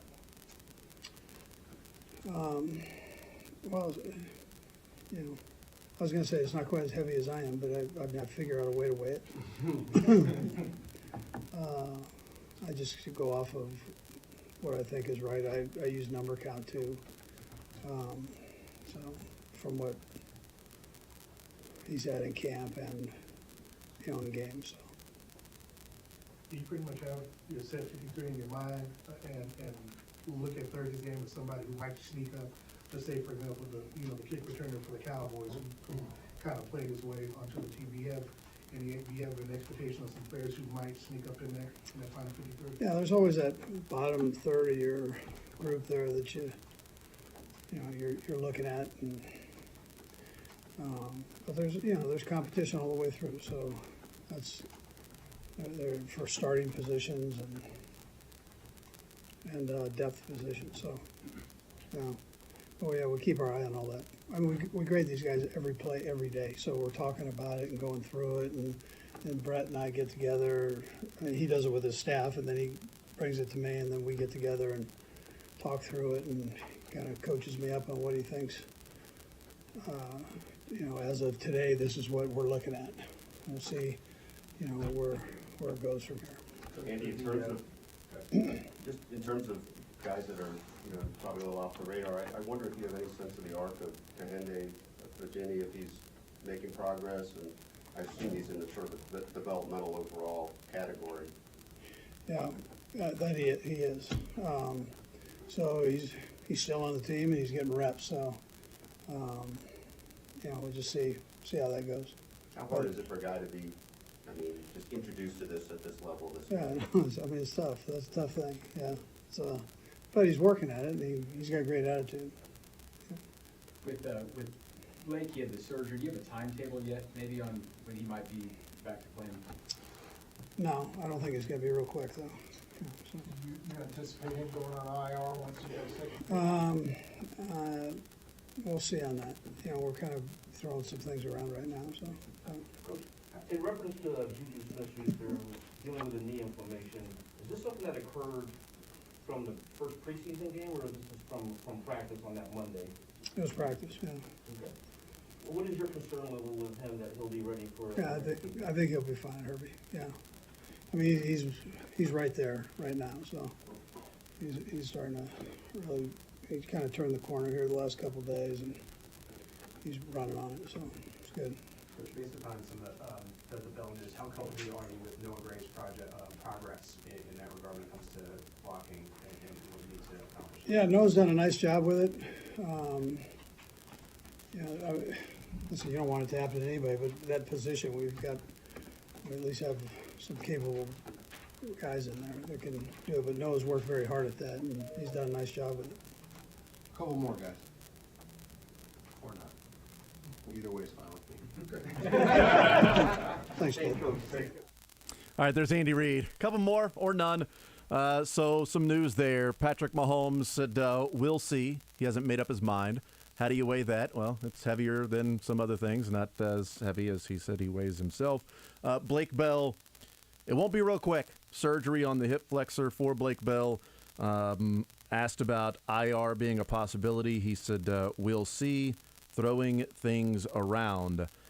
Thinks that Juju will be fine. He's right there. He's now running. So he thinks he'll be fine for September 11th. Here's Juan Thornhill. Preseason games that tell you guys are in a better spot defensively now than you were when camp started? Yeah, I've been saying a bunch of good things with us being out there playing in these preseason games. We haven't had the most reps, but at the same time, when we're out there, we're making the most of every single rep that we have, and guys are making plays. We're getting stops on defense, so that's always a good thing when the offense isn't scoring. Brian has talked about the leadership that both you and Justin have been giving the rookies. Have you seen their development meshing and interacting on the field with the veterans? I've seen the guys just grow each and every day, honestly. Just looking at Brian, at first he wasn't being super vocal, but now he's taking the leadership role when he's on the field. If he's out there with the twos or the ones, I always notice him making the calls, and that's a good thing with a rookie being able to just step up and take leadership like that. Juan, in the preseason, what do you try to get out of this last game? Now that there's only 3 games, and then a 2-week break, and then all of a sudden the season starts, is there something that you want to do in this game that will help you go through that 2 weeks of no competition? Yeah, definitely. I mean, each and every week you're just looking to improve. When we go out there, we just want to give it 110%, no matter if it's 1 rep or it's 20 reps. It doesn't really matter. We just want to get out there and just have fun and just build the relationship on the field, build that team chemistry, and just keep improving each and every week. Justin, when we talked to him yesterday, really, he gushed about Deion's hit on Saturday. Oh, yeah. What kind of player has Deion been? I mean, Deion is a heck of a player. He's that guy that you definitely want on the field. We've been talking about our attitude defense each and every day, and hits like that would just set the tone. That would let the opponents know that we're not here to mess around. We're serious. We're going to lay the boom. Every time we're on the field, you're going to feel us. Good. Any more? Awesome. Thanks, Juan. Thank y'all. All right, there's Juan Thornhill with a few more than one questions to him. And you're listening to Sports Radio 810 WHB Kansas City. Brian Cook has been vocal, so that's good. And getting more and more vocal. And Deion Bush can come up and hit. So that's good as well. And we'll see what this defense looks like. Everybody's hungover from training camp, man. I mean, He's hungover right now. I get it. It's Juan, I mean... Anything else about Willie Gay that we should know? Defense, am I right? Nick Bolton looked good that huh? Football, eh? Right? Football, huh? Well, and this secondary is really young. We've asked you about this 47 times so far, but can we ask you 48 times? my instinct there was I want to hear more from one. I like listening to Juan Thornhill talk, but then I thought, we've talked to a lot of players a lot because we're fresh out of training camp. You come back around in October, Juan Thornhill, boom, we're going to be here for an hour. That's right. They're going to have to say one more, and then you just yell, no, I got one more. One more. Okay, somebody in the back, Trent Rosecrans from The Independent. Juan, could you tell us what happened to Juju's knee? Is he good? What's going on, man? Are you worried about Blake Bell's surgery? Do you think Blake Bell's going to go on the IR? What are your thoughts on that? What do you think about that? Are you ready for gambling to take place on September 1st, the sports wagering? Are you excited as everybody else is, right? Juan, Carlos Dunlap's Achilles, does that make you nervous? Makes me nervous. Not really a question. Thanks for listening. Thanks. I appreciate it. First time, long time, Juan. Just wondering if you could weigh in on this, and then I'll listen outside the room. Thank you. Appreciate it. Yeah. I mean, honestly, I'm not really sure, what else is, hey, Juan. No, I get it. Totally. I went through the whole stages of bargaining there, of just a press conference grief. Well, that's too bad. I wanted to hear more from Juan Thornhill. He could have talked about, I don't know what else.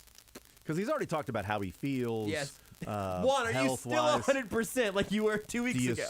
Do you still feel confident in that knee? Juan, you said that you wanted to have a Pro Bowl season, and then a couple weeks ago you said you still wanted to have a Pro Bowl season. Do you still want to have a Pro Bowl season? What about an All-Pro season? What about a Hall of Fame-like season? What about an NFL Defensive Player of the Year type season? Do you want to have that one? Like, how much higher are your expectations? Tyrann Mathieu still in New Orleans, still not there. Justin Reid still a Chief. Any fun stories from last week or so? Juan, how often do you think Tyrann will throw his hands up while turning around and looking at a player running into the end zone and Dan Sorensen being the closest guy? Well, and I've got the 4th overall pick in a fantasy draft coming up this weekend. I'm kind of wondering who you think. There's the question. All right, Juan, do you also see an issue with the running game for the Chiefs? You've been going up against it. Yeah. You know, how bad is this running game for the Chiefs? As a safety, who do you like to see in the backfield for the Chiefs whenever you guys are going up against each other? Who would you rather see? Pacheco or Clyde Edwards-Helaire? Yes. All right, good to know. Rojo, Derek Gore. Yeah. Juan, have you seen Ronald Jones? I'm just trying to put eyes on him, man. Is he still out there? What's going on? What's Fleet's hyphenated name? Is it Fleet Davis? Fleet Davis. Yeah. Fleet Davis. See, I would just drop the your Davis. Question. That's your question. There you go. What is Fleet's last name? I can't remember. I think it's Fleet Davis. Thanks, Juan. Any more? Tyon Fleet Davis. Tyon Fleet Davis. I love the name. I just call him TFD. I just called him Fleet. You know, he got that touchdown. Yeah. All of it, best running back to ever wear number 31 for the Chiefs. Many are saying. You gotta think that that's the case, right? Have to. I mean, it's just the odds are.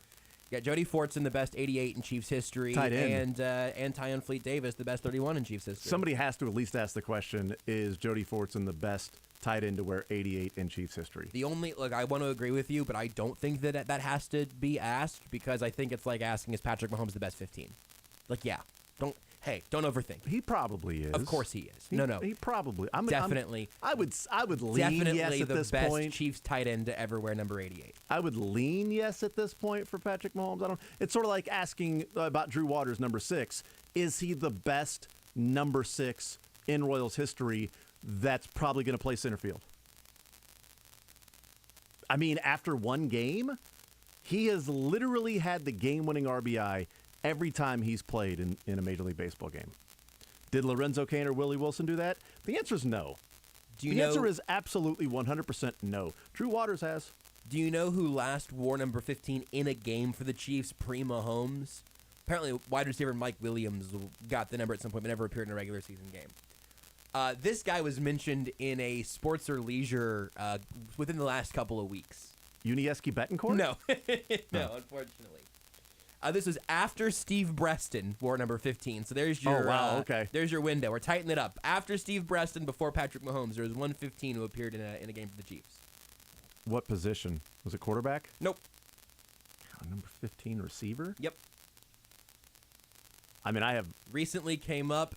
This is not John Baldwin's number, but it was the number given to. Yes. You have to remember his name. I'm not going to give it to you because this is. I forget is it Jenkins? It is, yes. Jenkins. 2 letters. His name is 2 letters, 2 initials. What are his initials? AJ. There you go. But I got the last name right. You know, you did. You got there. Is it Adge Jenkins? It's Adge Jenkins. Here's my Andy Rooney take of the day. But like whenever you can just Google anything ever, you don't retain as much, right? No. I think that having to go through and go, they traded John Baldwin. He was a Niner bust. I'm just trying to think of the Jeffries. Is it Greg Jeffries? No, that was a different trade. I'm just trying to think of the sports or leisure questions that I had, and I had it written down. Unieski Betancourt. I typed it in there. It was A.G. Jenkins, Attorney General Jenkins. Is That's that right? Gotta be. He's Attorneys General. What do you think AJ stands for? We're waiting on Willie Gay next, everybody. Don't worry about it. Hey, Willie Gay, Marquez Aaron Jackson. Still on the way. Beards, why don't you guess what AJ stands for AJ Jenkins? I'll give you $10 million if you get it without looking at your computer. Hey, eyes up! Eyes up! I was just pulling my phone up to check out my text to make sure we're not missing anything. Just pulling my phone up to see what AJ Jenkins stands Googling. for. See, we're good. No, we're good. Hey, I just need what stands you for AJ. That's a great guess. A great point. No, it stands for Alfred Alonzo Jenkins Jr. Oh, that makes so sense. That J is the junior. Is that Alfred Jr.? Maybe it went by Alfred Jr. and eventually that turned into AJ. Do you know what B.J. Upton? I got to guess. I want an actual guess, guys. I shouldn't have gone that route. You know what? CC Sabathia. Bobbert Jr. Ooh, that's good. I'm going to say Billie Jean. Billie Jean Upton. Nope, that's not the right lover. I used to know. That's funny. I used to know CC, but I don't remember it. Do you know the BJ Upton stands for? There's a junior. It is a junior. It's not Bobbert? No. Is it Blow Jr.? It's Boss Man Jr. No, it's not. It is. Is it really? Boss Man Jr. Get out. That's incredible. Because I believe his dad's nickname was Boss Man. Dude, that So then they just rules. went Boss Man Jr. Upton, BJ Upton. CC Sabathia. Yeah, I used to know that one. Karsten Charles. That Come on. one's great. I love that. AJ Jenkins. I would not have. How do you come up with 4 different names for AJ? That's where you're thrown off. BJ Upton is actually incredible. So you're right. It's Boss Man Jr. It was his dad's nickname, but BJ Upton's given Christian name is Melvin Emmanuel. That I did not know. So it's just Me Upton. Yeah, right. M.E. Upton sounds like maybe a horror book writer or something. But I don't think you can go by M.E. because I think I would just read it as me. I would just, Me Upton. All of a sudden, you're like Me you're the Upton. Hulk or Groot or something. Well, it can't be Groot because it would be just Groot. That's Groot. He's Upton. If you were I am Me Upton. Upton, you could be I am Groot. There you go. Oh, you know what? It could be Encino Man. I've seen that. No, you have not seen Encino Man. There's zero chance Yeah, you I've have seen Encino Man. Encino Man. I've Me seen Encino Upton. Man. Yeah, I knew that. It's got the action star in it. It does. It does actually from the Mummy movies. Is that a Brendan Fraser joint? It is. Wow. He was Encino with Pauly Shore. Munch on some grind. Nope. Yeah, I haven't. Sorry, I have not seen the Boy, film. I thought I really- would try that time to see if I could just. Really waiting for Willie Gay or MVS. All right. Really waiting for Willie Gay He's to bringing get the there. juice. Sometimes he's got to get to the podium first. Is he actually squeezing it currently? Yeah, he's hand squeezing some juice in the locker room. Working on his juicer currently. Yeah. So Willie Gay will be at the podium, and he's there right now. How you doing? Willie, are you looking forward to playing Thursday night? Oh, yes, sir. I look forward to playing every night, man. But, of course, we can't. But so when the games do come along, yeah, I'm ready. We getting prepared right now, so I'm ready for it. They told you how long how long starters going to be playing? However long Coach Reid wants us to, so. How do you approach this part of camp? When you're maybe going to play a little bit and the real games are out there pretty soon? Well, I just treat it, man, like I tell myself mentally, okay, you're preparing for the season, even though it's preseason still. Eventually you're going to get into week 1 of the regular season, and everything you did from first week of training camp on is going, it adds something every week. I try to add something every week to my game that will help me get ready for week 1, whether it's playing in a preseason game or practice. So, and I just build on from that. Do you feel like, a lot of guys aren't going to be on this team, right? Those cuts are coming soon. Do you feel that in the locker room with the other guys, and what sort of advice do you give guys who are maybe coming? No, sir, I don't feel it, man. But all through training camp, my linebacker guys, I tell them all the time, like, man, you blessed just to be here, I remember guys getting cut after the first preseason game, and we haven't had anyone get cut from my linebacker room, right, as of now. And I told them, like, no matter what happens tomorrow, just be thankful, man. You on an NFL team, NFL roster at this point, so just be where your feet are and don't look ahead. Just be blessed and thankful for what you do have. So. Well, it's kind of been part of your timeline here where you're a little overwhelmed at first, but watching you do your training camp, you look as comfortable as you've ever been as a pro. Just how much does that make you look forward to the regular season and what this year could mean for you? I'm in a good mental space, man. So that when you take care of your mental, it puts you in a position to where everything else handles itself, and come to work in a good mood. Even if it's not always the perfect day, I know how to get myself right.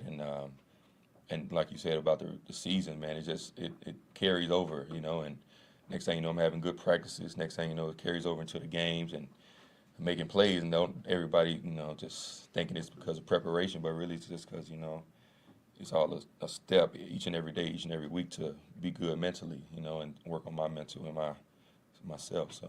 Did some of those mental strategies come from working with Dr. T in-house and whatever you're willing to share in that sense? Getting closer to God, man. I know y'all probably saw I got baptized. I was baptized when I was younger, but just knowing where my foundation is and knowing where my real problems were, like I said, and when I handled that situation, still not perfect, of course, but when I handled that and told him, like, man, I just want to live right, everything else kind of fell into place and still falling into place. So. How does that transfer over from that to the football field? Because a lot of times people lean on that, but like you said, nobody's perfect and they fall short. So how does that transfer to the field and to practice? Just me carrying, man, my positive energy, positive attitude every day. No matter what happens.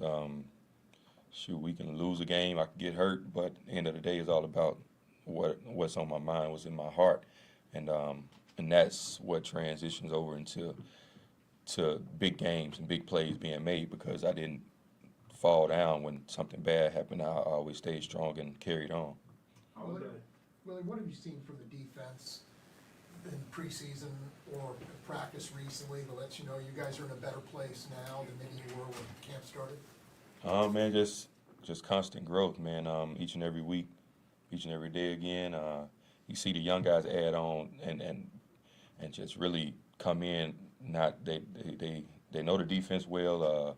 We didn't have to slow it down for them or anything. So to see that, man, and to get those guys adding on to the defense on the back end, defensive ends, linebackers, they added on a great piece to this whole defense. So.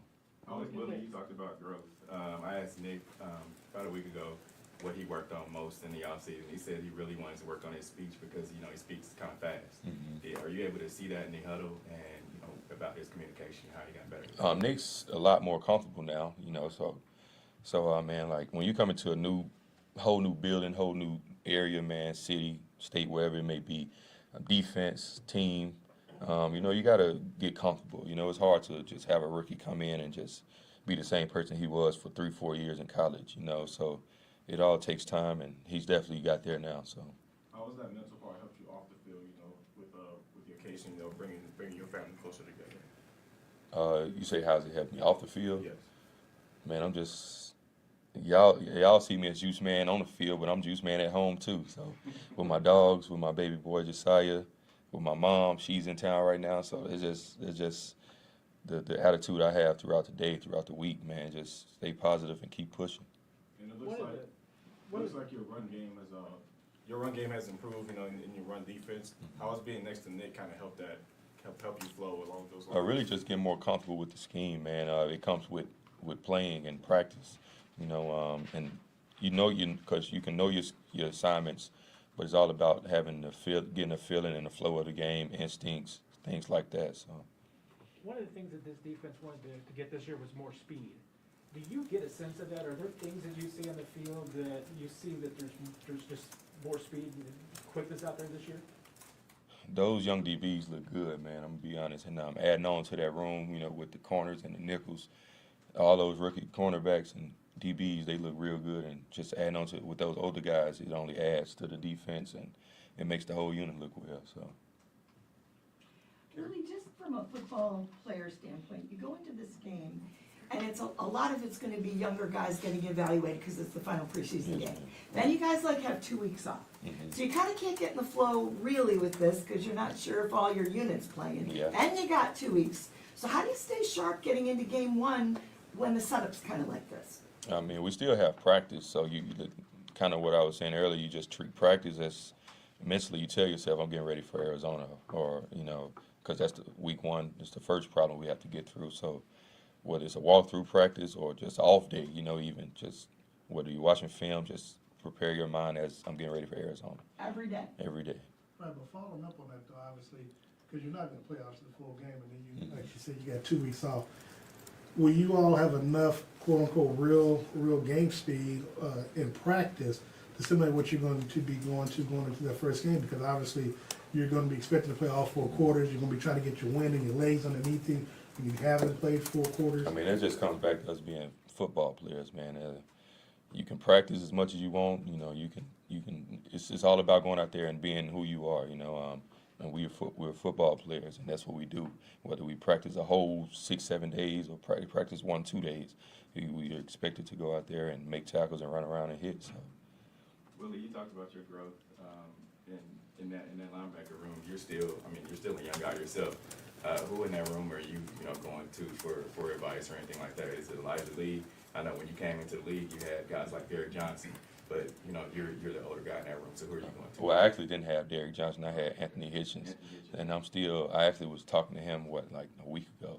So I still stay in contact with him about some things, and because like you said, I'm one of the older guys now, so.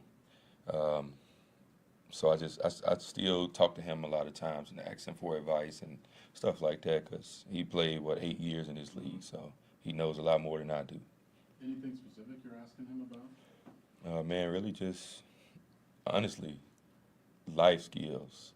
I really don't ask him much about football. Just, hey, bro, how you handle this, or how do you look at this? Stuff like that. Whether it's about my son, about my relationship with my family, or anything like that. So. We always heard how fast you were, but now you're talking about these DBs, and then you got Karlaftis, who it seems like no matter what, he gets through anything. Oh, yeah. Are these younger guys with that speed just even inspiring you? Oh, yes, ma'am.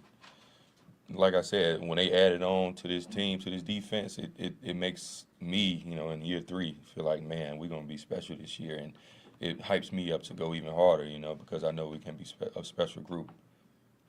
Herbie last. You had mentioned earlier something that caught my ear when you talked about your teammates in the linebacker room. You said it's my linebacker room. When did you start taking ownership of that group, and how much do you embrace that role? Well, when I said that, man, I ain't really mean it like that.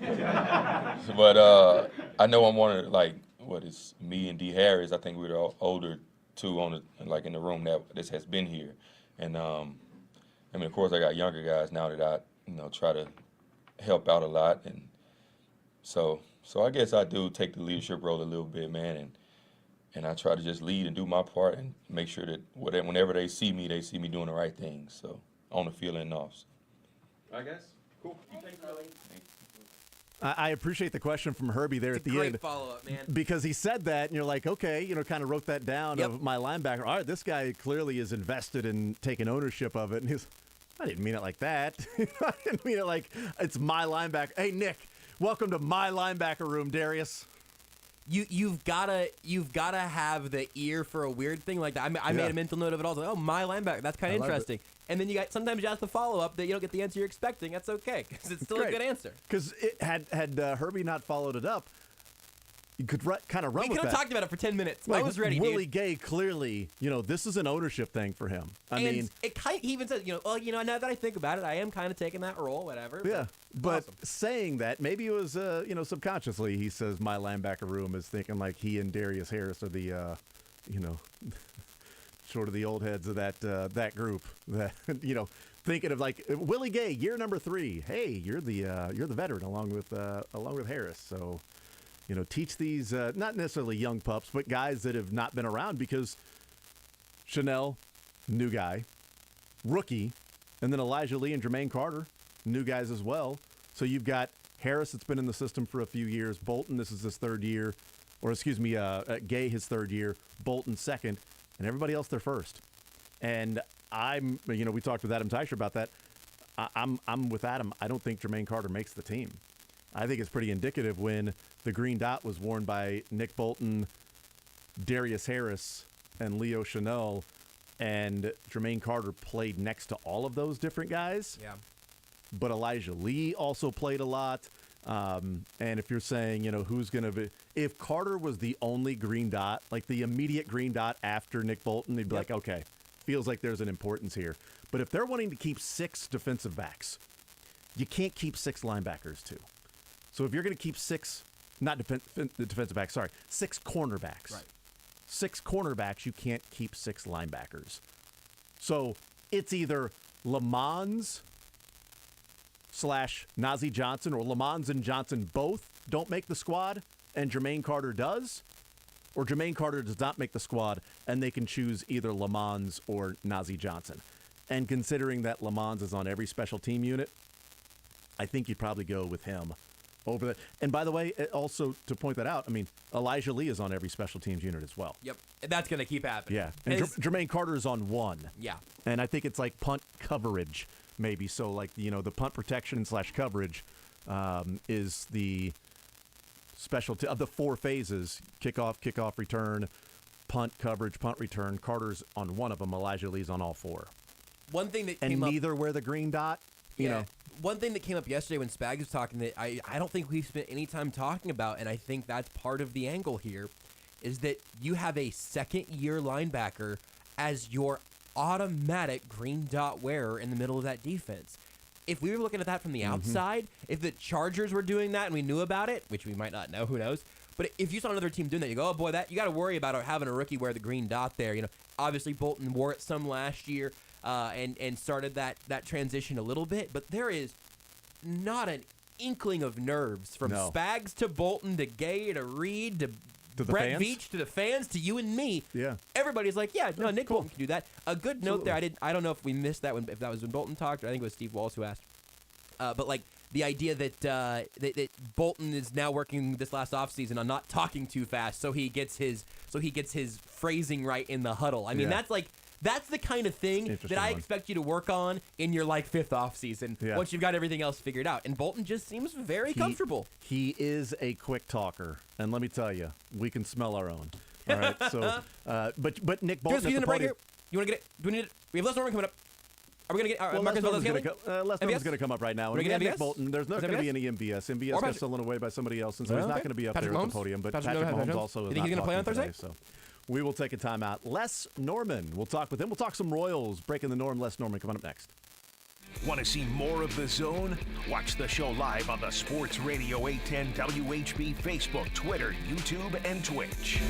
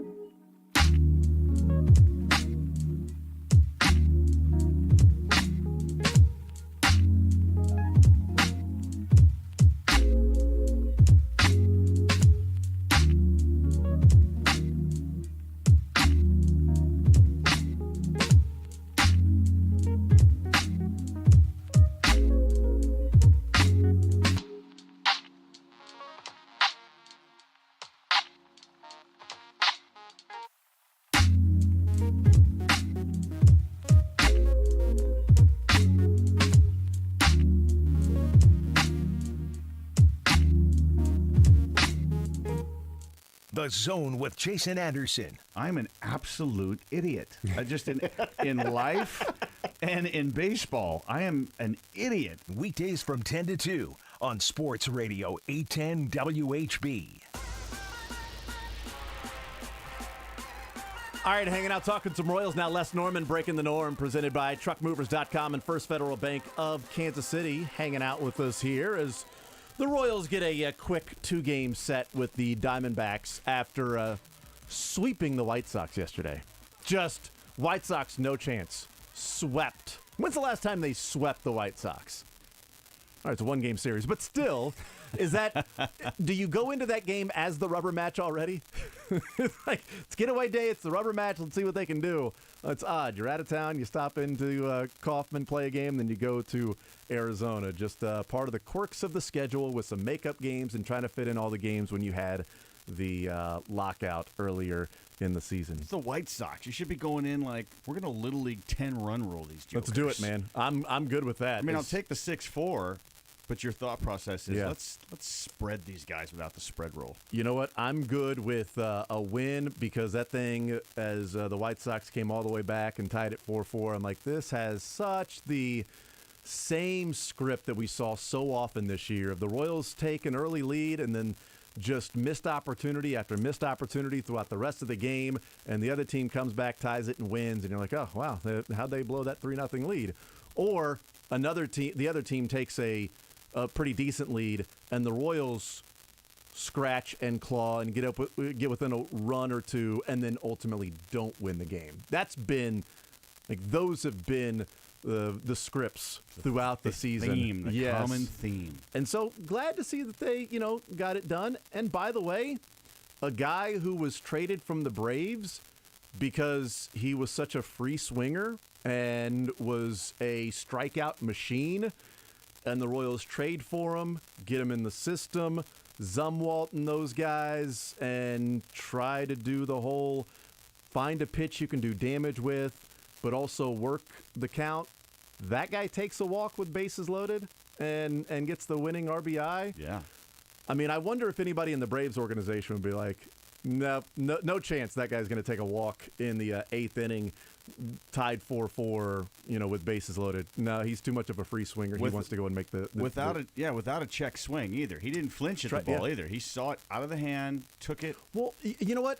I'm glad you brought that up because this was interesting to me yesterday. So that was Ryan on the mound, right? Mm-hmm. That was struggling and couldn't throw a fastball except for when he hit Michael A. Taylor and it was Massey. So he hit Kelly, right? Yeah, Kelly, not Kelly. Yeah, Joe Kelly. Yeah, not Joe Ryan. So he hits Massey, and then he hits Michael A. Taylor. Consecutive pitches. And he's not throwing a fastball. He's just throwing slider after slider after slider. He threw a 3-0 slider. That's right. And a 3-2 slider. So given that, if you're Drew Waters up there, and it's a 3-1 count, you got bases loaded, and thinking he's not throwing a fastball, at that point, do you just think anything at the knees I'm taking because that thing's going to drop below the strike zone? Like, do you go in with that thought of if it's low, let it go.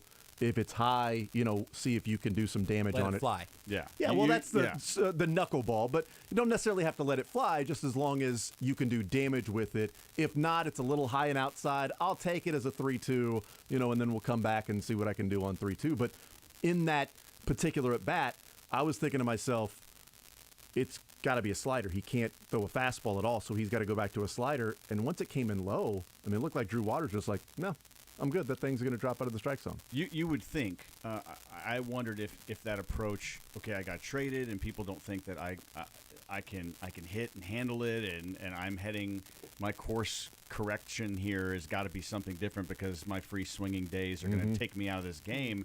So maybe it was either that, which would be the right approach, or the simple approach of, okay, don't think.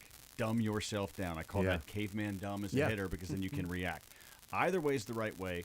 I'd like to think he was thinking your way, like he's adjusting mid-game and understanding it. Because one of the first things I learned when I got to the big leagues, and I'd never heard this in the minor leagues, was if you're catching a pitcher who can't throw strikes with his fastball, he's probably going to walk somebody anyway. So have him throw, if a slider's his best pitch or a curveball, either breaking ball, whatever's his best pitch, have him throw it because it reestablishes the out front release point. And so, again, that's probably what Joe Kelly was doing. Obviously, he's known for throwing hard and having incredible movement on his fastball away from lefties into righties, but he couldn't find it. Yeah. And so, hopefully, as a hitter, you see that and you think, okay, if he throws the fastball, I'm going to take it regardless. You know, if it's 3-0, 3-1. Unless it's tunneled, then I'll go ahead and drive it. Absolutely. But if he throws it low, he's probably not going to throw the fastball because he hasn't thrown it yet for a strike. And it doesn't miss by that much, but it was one of the few calls. I mean, I don't know if you guys saw this stat, but over the weekend, Major League umpires missed 1,053 calls. I saw that stat over this last weekend. Like, I don't know if it included Friday, Saturday or not, but I saw it. It was a Twitter. I don't know if it was the week or the weekend, but I think it was like 1,053, and they did the top 10, and they were like guys missing. And so the umpiring wasn't awesome yesterday. So it's kind of a gutsy thing to be able to do that. But it was the right call. It was the right approach. And obviously it was the game-winning RBI. It's almost like you need like robo-umps or something. You know, I hate you, Jason Anderson. And here's why I hate you. Because it was a month and a half ago, I sat in here, and, you know, I don't really hate you, but I know you just clipped that. Yeah, Beards, if you haven't clipped that yet, he had it yet. I get nervous. I'm wondering if Beards' head's in the game. Is this my last day here? This is our last Royals talk. So you have to save that for next year. Maybe ever if Jason has his way. I don't know. He'll play it tomorrow. No chance. But I cannot watch games now when there's just missed call after missed call, and I find myself getting frustrated before I think of you, and then in my frustration, I'm like, gosh darn it, he's right. Dang it, he's right. I keep making the case for guy. Anderson. Yes. I mean, when it eventually happens, there'll be some adjustments. I think there was like, was it your first phone call or tweet? I know. Last year or a couple of years ago, when a ball bounced like in front of the plate and bounced right up into the strike zone, and the robo-ump was like, strike, it counted as a strike. Like, well, there should be at least somebody there to correct an obvious mistake like that. Baseball is turning to cricket. I know. That's so there's some obvious things, but yeah, Drew Waters. It was a good at bat yesterday. How many more Royals rookies are going to make their debut with bases loaded in their first at bat? I mean, good night, man. That's some tension right there. No doubt. And the first pitch, clearly antsy. First pitch, double play. Like, well, certainly a lot to be desired there. But defensively, you know he's going to do it. And watching the game yesterday, you start to look at what at least the Royals were planning. Like Baseball America has done their updated farm system rankings, and shocking, the Royals are 30th. Because they're all in the big leagues. They were number 5 at the beginning of the season. Yeah, they're still in the big leagues. Yeah, now they're 30th. So you've got MJ and Witt and Vinny and Massey and Prado. Now Drew Waters, is graduated up as Melendez. well. So you've got all of those guys, and I'm watching yesterday with Drew Waters in the lineup, and I'm saying 6 of the 9 guys are rookies. Mm-hmm. Melendez, Bobby Witt, Vinny Pasquantino, Michael Massey, Nick Prado, Drew Waters, and then Nicky Lopez ain't exactly a 10-year vet, and if he's playing shortstop for you. Salvi's at catcher. You've got 7 of the 8 position players behind you. The only one that's left out there would be right field. And maybe that's Gavin Cross, who they just drafted with a top 10 pick. So could you see a lineup with, the way that they're doing it now with MJ leading off? So Melendez, Witt, Salvi, Vinny, Massey, Prado, Cross, Waters, Lopez. Like you start to see it a little bit of what they're talking about. Pitching is going to have to come around because ultimately they are going to have to pitch. But yes, they are. Did I mention Cross in there somewhere? Yes. So you can see it a little bit. And it may not be that because this offseason they may trade one of those guys. They may trade one of those guys to get, a better pitcher and to be able to pitch a little bit better and say, well, you start to have some depth there with the position players. But you can actually make out a lineup now with where these guys would be with Pasquantino at DH. Yeah. It is. I am watching every game now. I'm watching, I saw the stat and it doesn't make me, I do feel bad for Benintendi, his line is 188. I mean, he's hitting 188. I think the stat was that Merrifield was 237 since the trade minus yesterday's game. And then Carlos Santana, Santana was Whit 172. Carlos Santana, Whit Merrifield, and Andrew Benintendi on their new team specifically are all OPSing under 700. Yeah, that's with their new teams. That's rough. And I'll bring up the Vinny quote. I got to meet him at the 100th anniversary, man. Yeah. What a humble dude. What a cool dude. And boy, did he handle himself on stage. Yeah, he did. He handled himself well, and he got the crowd riled up. And and then the quote the other day was, "We're tired of people saying we're a fun team. We want to win now." Come on, Vinny. Love it. Come on with that. Love it, yeah. But yet, I'm still the guy that still loves to watch them because I'm watching my future. I'm watching success. I'm watching Bobby Witt Jr. still play like he's been in the league 3, 4, 5 years, and still everything he does is talented.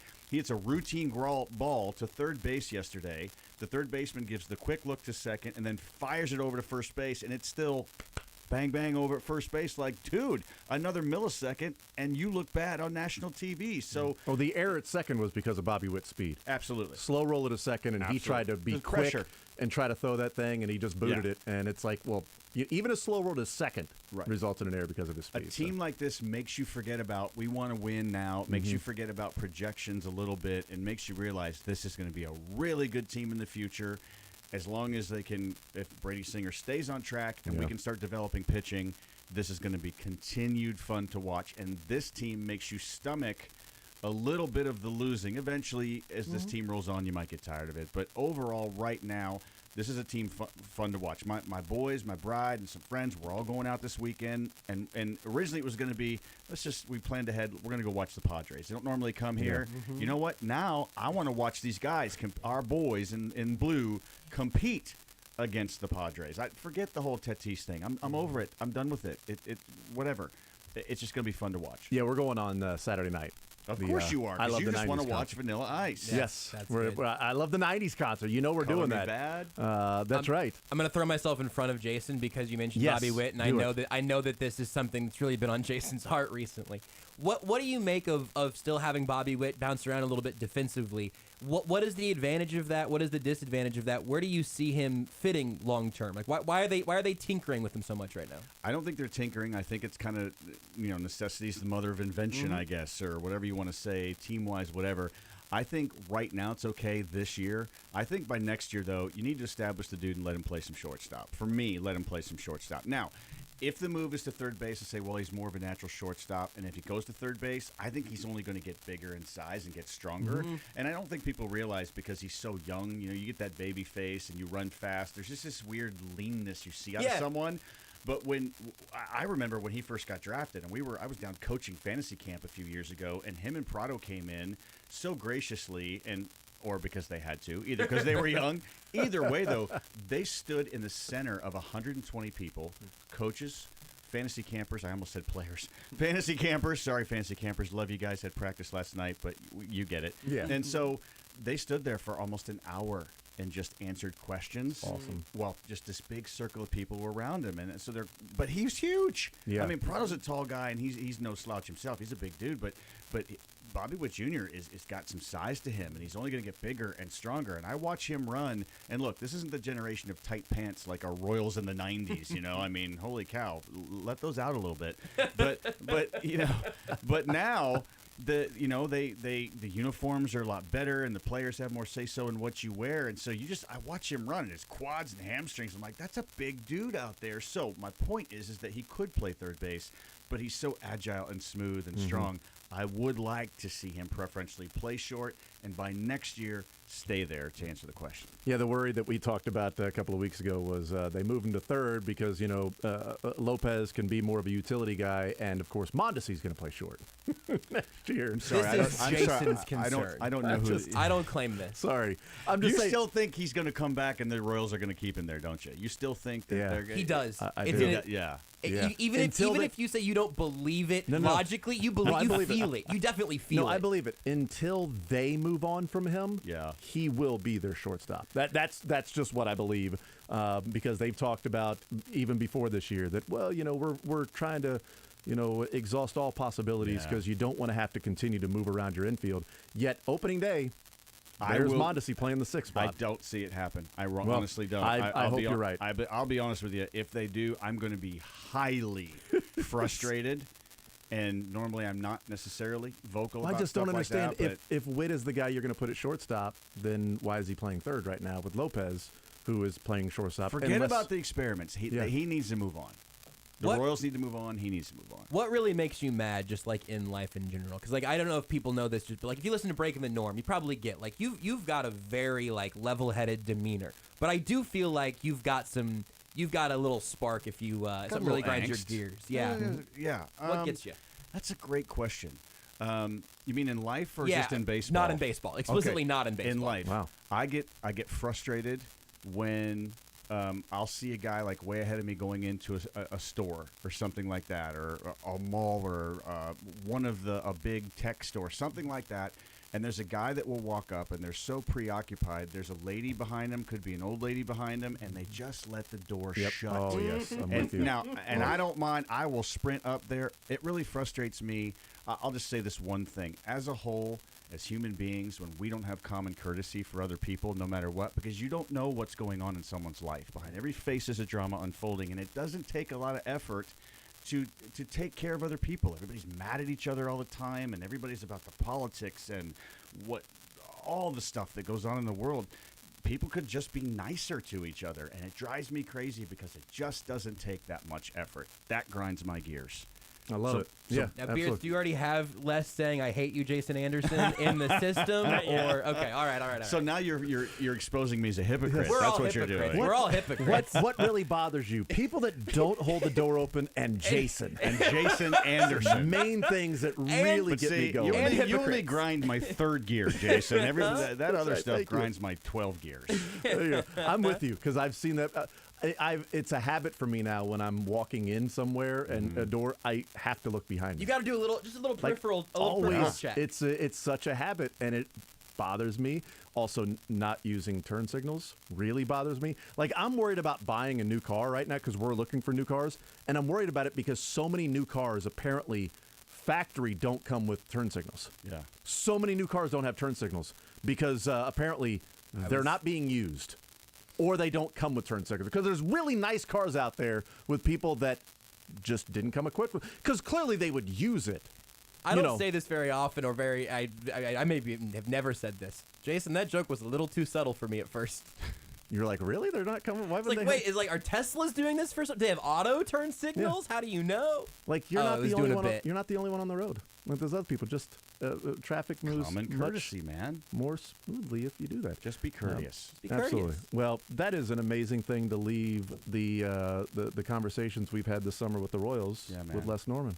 Thank Be you guys nicer. for having me, man. This is really a fun part of my day, and I enjoy talking Royals. I enjoy talking baseball, but I just enjoy hanging out, man. Yeah. And every once in a while, in honor of Jason Anderson, I will go on to Spotify and I will play our favorite 80s song. Do you remember what that is? I do remember what it is. Jungle Life, Creeping Through the Night, like Tarzan Boy. Tarzan Boy. Bye.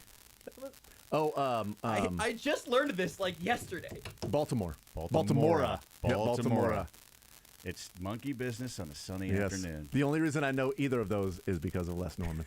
That was before I moved to Louisville. That was like in the 2000 aughts that we had that connection and used to have fun with that when No we would, doubt. because when we would do Royals pre or post together, we would get into some of those things. Well, regardless of our poor music choices, thank you guys for having me. It's been a pleasure. you're the man. And Jason, I come in here. I mean, I still every day listen. There's a few different things I listen to on the radio, but when I'm in the car, man, I'm always waiting for 10 o'clock. I love hearing you, even on the days I'm not on.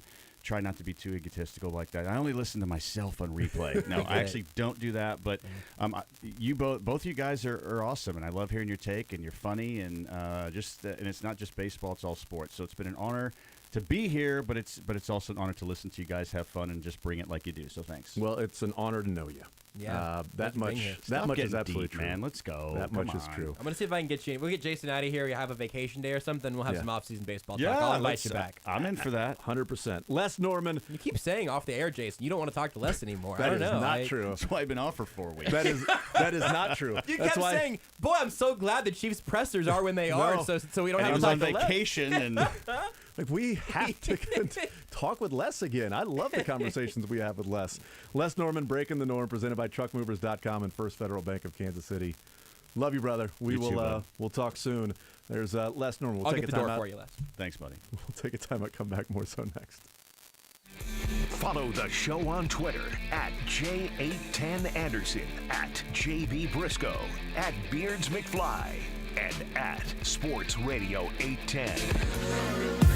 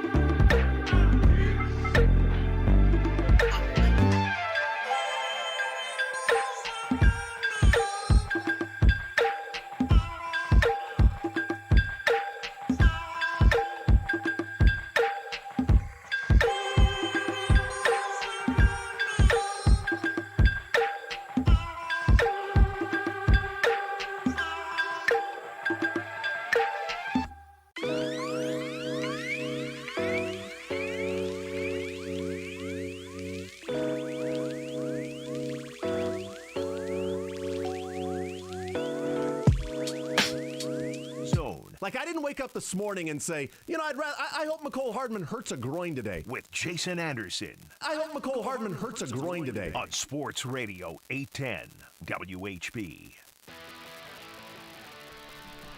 Thank you to Les Norman. Breaking the Norm, presented by TruckMovers.com and First Federal Bank of Kansas City. We typically get a chance to talk to him the entire noon hour, but with the Chiefs pressers, and then he's got a meeting that he's meeting with somebody that's coming on Breaking the Norm with him today, and meeting with them right now. So just a few minutes with Les to wrap up the Royals season as we move on into college football season, and we'll have regular college football guests on Tuesday. As a week from Thursday is when Mizzou gets rolling. You're darn right. And also other college football will be playing, even this weekend. Even this weekend there's college football. Week 0, week 0. You know what I always say, M-I-Z...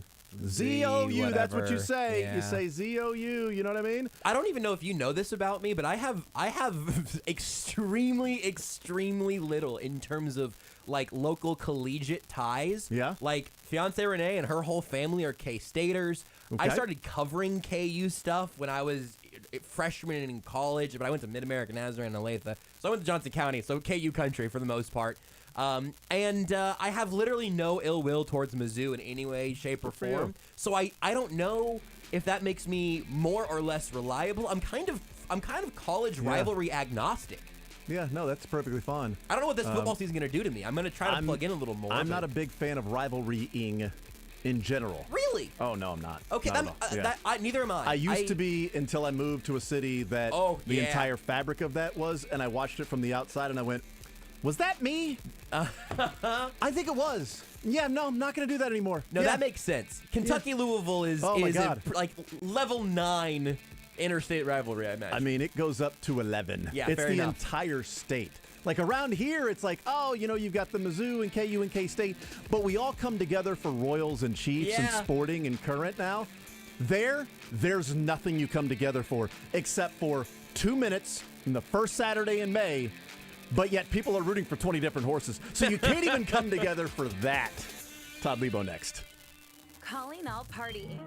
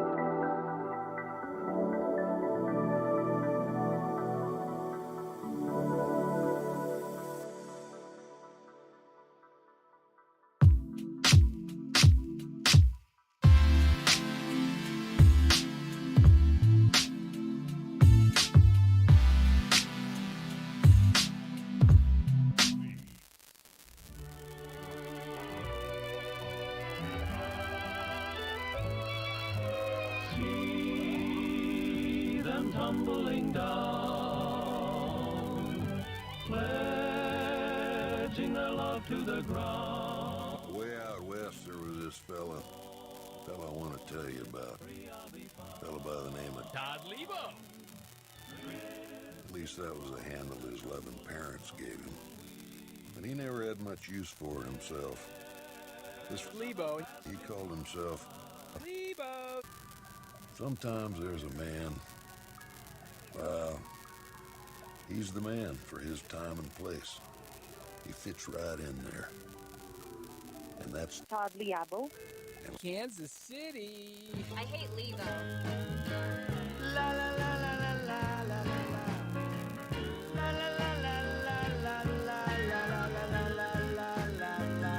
All right, last hour here on a Tuesday edition of The Zone. Todd Leabo hanging out with us as we head up until 2 o'clock. We'll get some Fact or Fiction coming up in the next segment.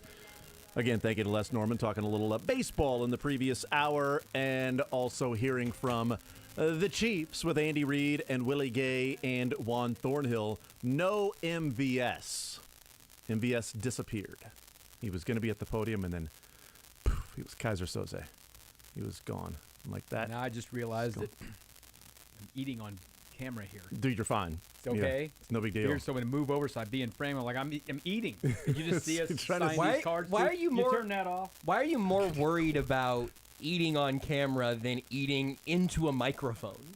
Well, I wouldn't eat Yeah, into right, the right. microphone. That's a good point. But I feel like you kind of were a little bit. Not Well, really. I wasn't eating when the mics were on. I would have had this food entirely eaten, except we had a very fun break. Oh, we sure We did have an interesting break because there are a lot of birthdays around here today, or something like maybe yesterday or future, tomorrow, near recent future, past, whenever. somewhat coming up, I'm but gonna later say or this not. right now. People don't know Michael. She is the best.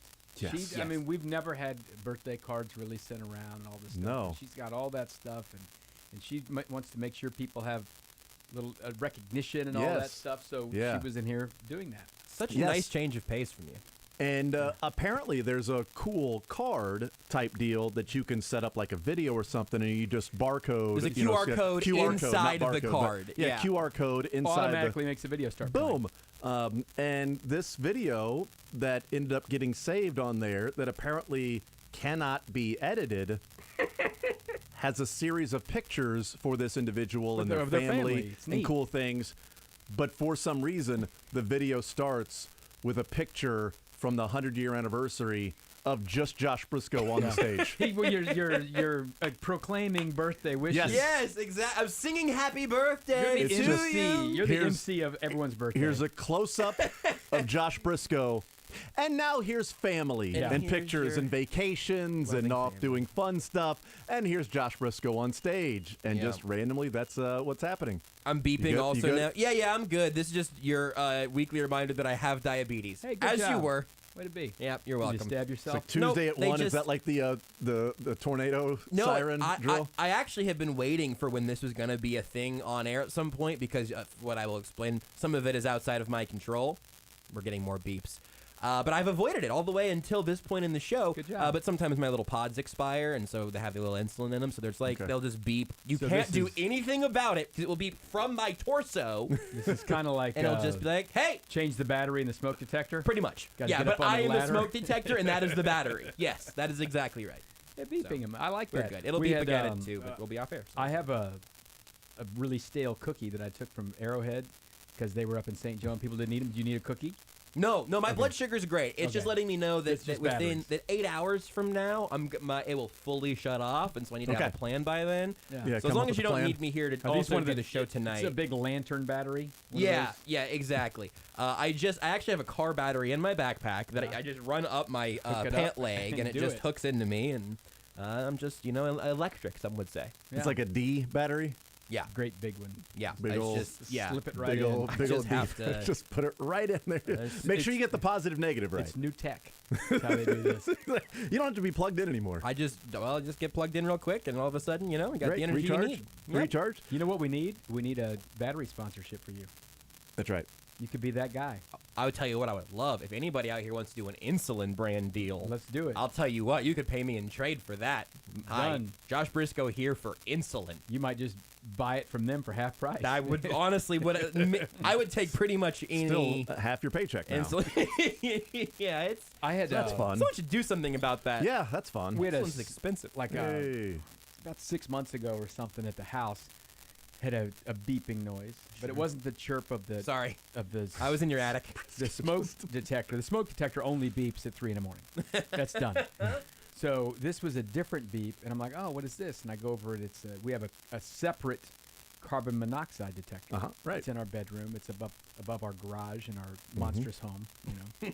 And I'm like, well, I mean, to change the battery. That's in how there, I could right? hide in there for so long without playing. So I changed the battery, and then like I came home the next day or something, and it was beeping again. I'm like, oh, and it had a series of chirps. It was a pattern of something. Beep, beep, beep. And Chirp, chirp, chirp. I'm like, well, either those batteries suck or we're all gonna die. I don't know what's happening next. But then I searched the exact model of carbon monoxide detector, and it was at end of life. The thing only has like a 15-year life on the thing, and then they want you to buy a new one. So it was giving me this is going to die. You should get a new carbon monoxide detector chirp. So I went and bought a new carbon monoxide detector. But I was like, do we have carbon monoxide in the house? Yeah. No, it was the end of life for Wow. the machine, For the machine itself. not for us. I didn't, and that's the important That's thing. the important one. I didn't Thank really know goodness. that was a thing that could happen, but it kind of makes sense. I guess, yeah. Whatever senses the carbon monoxide has a life, I guess. Yeah. Very good. That's got some time on Now, it. and that now was I it. know that with the one that we have in our house, I've got a few years left on it since going on 3 years now. So Well, you've got 15. So I got a little bit of time. I didn't save the instructions, which I couldn't Yeah. have read with the Right. best glasses in the world. And you didn't want to keep them in a drawer for 15 years. So I searched it, and then it came up with a great big PDF of them on the internet. We So have I searched it. I said, oh, chirp, chirp, chirp, chirp means this is going to die. We have It was actually just spelling in Morse code. It was like, Morse code. Replace me. OS. Help We've got a me. huge Oh, that- huge binder Of all the stuff. all of the manuals and things like that. Really? Yes, huge That's binder. super organized. Let me Yes. guess, you're not behind that. Not a chance. Okay, that makes more Not a sense. chance. Because the manuals that go to the tools and things in the garage That you don't know how to use. are just like thrown loosely Right. either in or near the toolbox. I try to have. throw the things near where that thing might be. Yeah, like our new air conditioning. Keep that stuff down there by the unit there. Try and to have the a- tool stuff in a tool thing. Try to have a drawer in the toolbox for that, Yeah. and sometimes it just gets near the tool, and I'll get it later. The mower stuff is in the garage. Yeah, absolutely. You got to keep the manuals around everywhere. Or one of the cool things is that when my son was little, he called them Matthews for some reason. I don't know why. The He was like, Matthews. "Well, you got to read the Matthew." You have to. So we called him Matthews forever. It's like, honey, where's the Did where's that the catch on with where's the everyone? Matthew for this? No, but she's got it like It's a manual. and kitchen a appliances. thing together. Like all these different And then you all of a categories. sudden you look up and you still have your Zenith VCR instructions, which I found those and threw them away. There But you go. that Zenith Yeah. VCR is 15 feet away in that room over Get there. out. In- Unbelievable. How about in, that? Running. Well, the only our honestly, the radio only reason. station. Well, it's not running the radio Oh, station. okay. It runs the tuner to record audio from Yeah. DirecTV channels in a much cheaper way than the other. Now, that Zenith cost me a pretty penny. I bet, back in the day. 1989, when I bought that in college, it was like $300. Wow. That's Really? $1 billion in today's. How much is it? How much is it now? It's $1 billion. Oh, it's $4 maybe. Yeah, Drake buys VCRs at and the people talk about secondhand inflation. stores for $5. Just buy VCRs, and Yeah. it's like the inverse of that. It's a 4-head VCR, okay? Not That's a good- stereo. sorry. 4 heads, though. 4 heads. That's Pretty great. good. Appreciate it. Everybody's got a fork. Yeah. I don't see the point. Yeah. Some No. have a 5-head. Just depends on. For the number, not the 4-head. Oh, FOUR. Yeah, when we moved into our first house, we got there, and the previous owners had a huge binder of like the history of The house their and all the stuff? all of the current appliances. They had all of the receipts and dates of when they were serviced. That's a special person. They were amazing. And then we bought this house, and we got an entire backyard full of trash. So other than it's almost the same thing, kind of just. So we felt We can't like remember, like, how long have we had this porch? I don't know. I'd have to go Yeah. find some old actual photographs. Yeah. When the other one got got torn up. I don't know. Dude, that binder. We don't know it how was amazing. old one of our cats is, Yeah. honestly. Well, there you go. And so then it felt like we were good people when we passed it to the next owners. It was like, Yeah. hey, here you go. Here's this big, like, oh my goodness, They're you telling guys did stories this? about Yes. this people. You believe this house? Yes, we did They do that. did it. So then we had to start this one. So, It is the good on owners your in 30 phone years, now. Like when I we can- trade up for a huge mansion. I can look at pictures and say, oh, yeah, this was when the living room was red, and then we painted right. it gray. Whatever. I can see that on my phone just by scanning through pictures, but we haven't written it down. Probably should at some point. And I have pretty much organized those cans of paint. It'll say basement or living room, so you know, like if something I've happens, got those, that yeah. you can do that. But I'm not nearly as organized as I should be on many of those things. Yeah. But I did do this. This is a very Leabo move.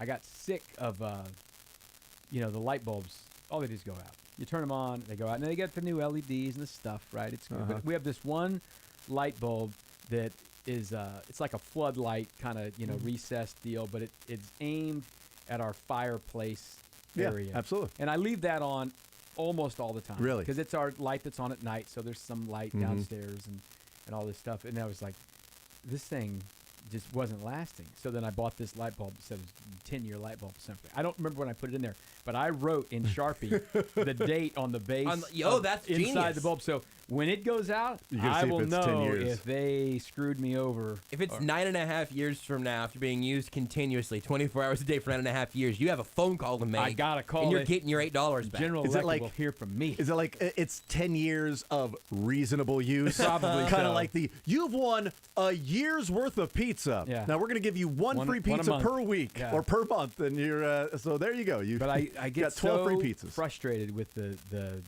especially those kind of lights, the little floodlight things. They just and this thing it's been years. Luckily, since I they're put it- cheap, Maybe too.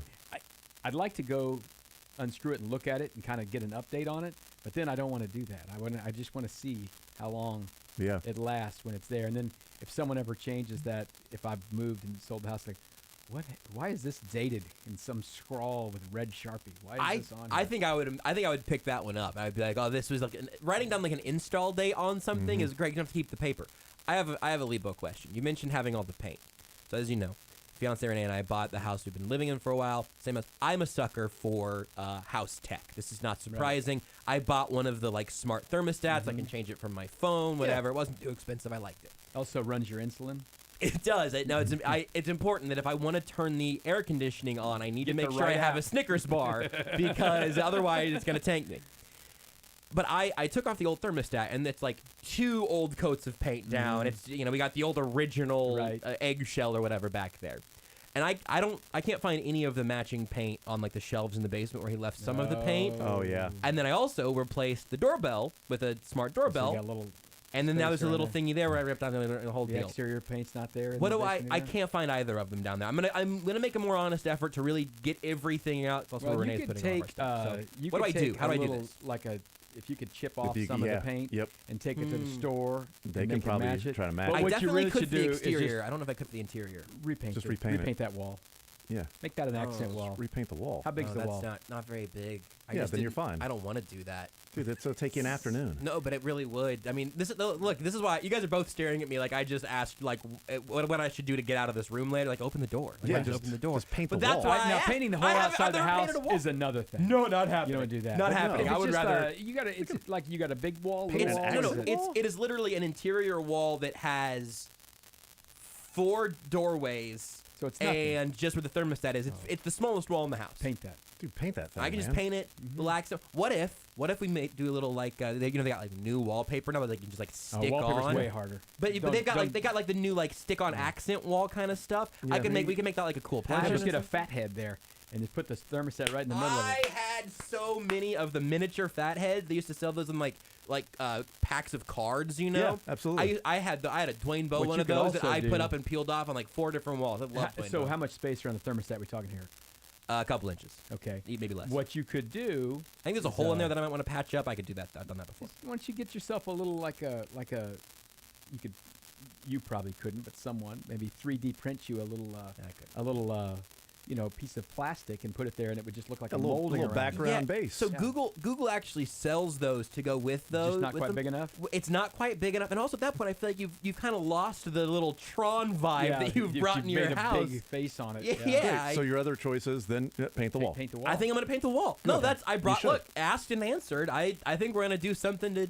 It's a big project. It sounds like about a 10-minute deal. You got to. Yeah. I like a lot of trim work though. Yeah, that's why. You have a steady hand.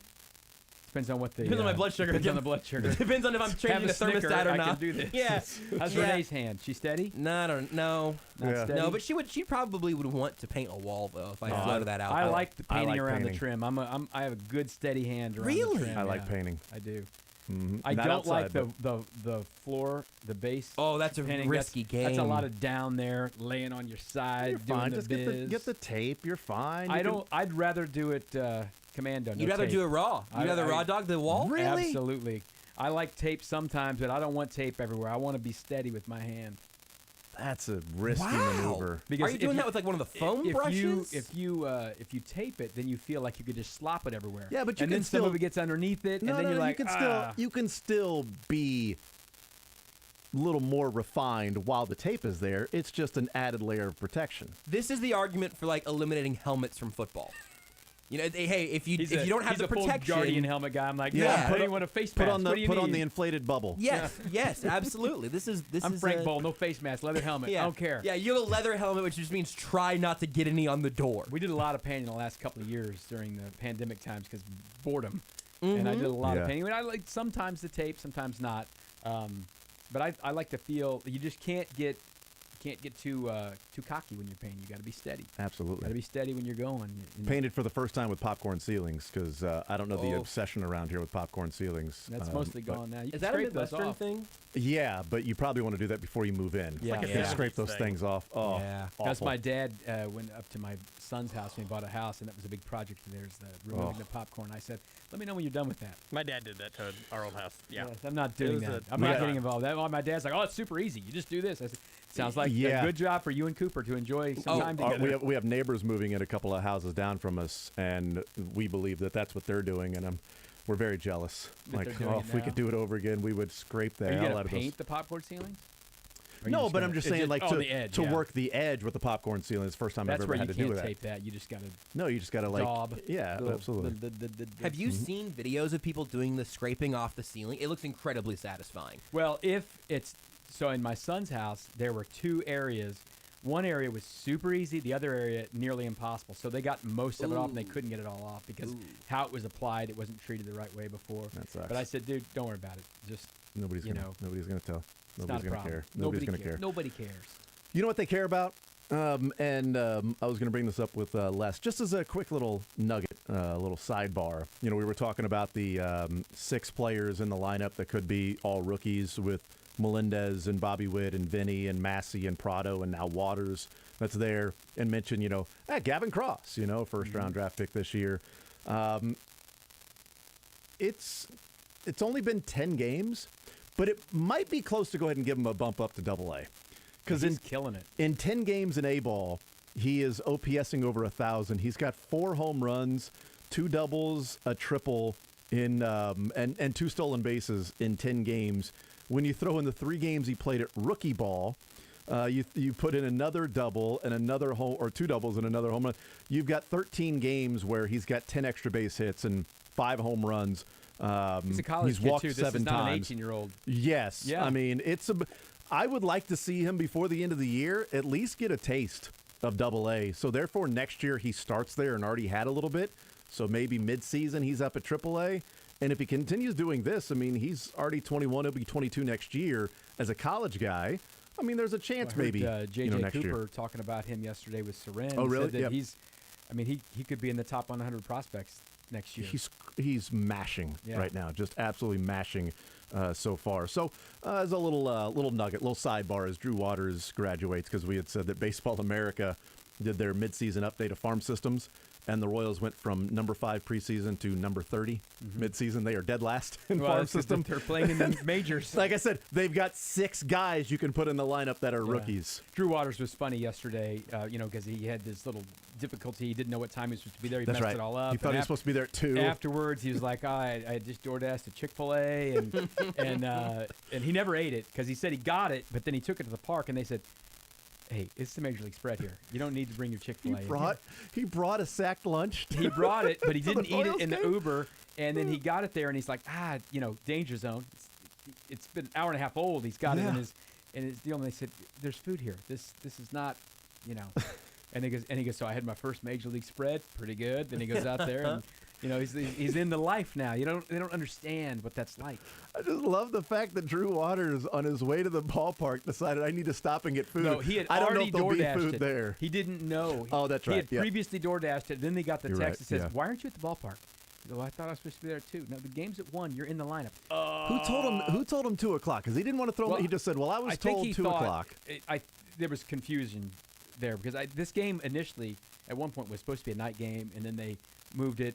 This game was the lockout game, and it was a little bit confusion somewhere. Anyway, but so he got there in time, plenty of time. He got there an hour and a half before the game started, or whatever. He's in the lineup, but then he had the Chick-fil-A in his hand because he didn't eat it. I mean, it's probably poor form to eat your Chick-fil-A in the Uber, right? Is it? I would. Is that poor form? I don't. You if not I, eat in somebody else's. I wouldn't don't do want it. anyone eating in my car. I wouldn't don't do want it. my family eat in my car. You 'cause better I'm leave just that way. a really big tip if you're going to be eating in an Uber's Great car. question. So is it cool to eat in an Uber? I'm about to poll question. Put it up. Put it up. We'll find I out say tomorrow at 1 no. o'clock. I say no. You I shouldn't say do no if you do. If you feel like there's a need that I'm on my way and I got to eat it now because I can't do it there, then you got to leave a better tip. Like But he higher got tip there than with you his sack of stuff, and then they're like, "Here's your locker. Here's your uniform. I haven't eaten your food. We have a spread here." Oh, this is not the minors. There's a. How did they get before or after they get the whole 9 yards there? In today's day and age, how did it not get out that he was making his debut yesterday when he found out on Saturday night that he was going to be do a good playing on job with Monday that. in the big leagues? Because when they were telling the story after the game was over and he was like, "Oh, I was supposed to be here at 2," and it was all confusing. I'm like, man, that's got to suck that you make your debut and your family can't be there because you find out that morning and then all of a sudden you're in the lineup and everything. Days. Yeah, his they were brother there. didn't make it. He'll be there today. But Okay. a lot of family was there. I guess. Yeah, absolutely. And they already had number 6 Waters jerseys, Right. the Royals. Yeah, I mean, they knew what was do up, they get man. that from the team shop? Do they have that made? And if they have that made, how do you get the turnaround that quick? Is it Charlie Hustle helping them out? Should have looked closer. It was just a Lorenzo Cain jersey, and they just did white tape over it, and then just Sharpied over. I looked closely, and when that girl turned around, it It said was real. Waters on the back. It was very, very well done, They but it got was people just at the tape and a K will do it Sharpie. for you. It said Wilson that they changed to Waters. Yes. Just take the letters in and out. That's right. All right, we'll take a timeout. We'll play a little Fact or Fiction on the other side of the break. More Zone next.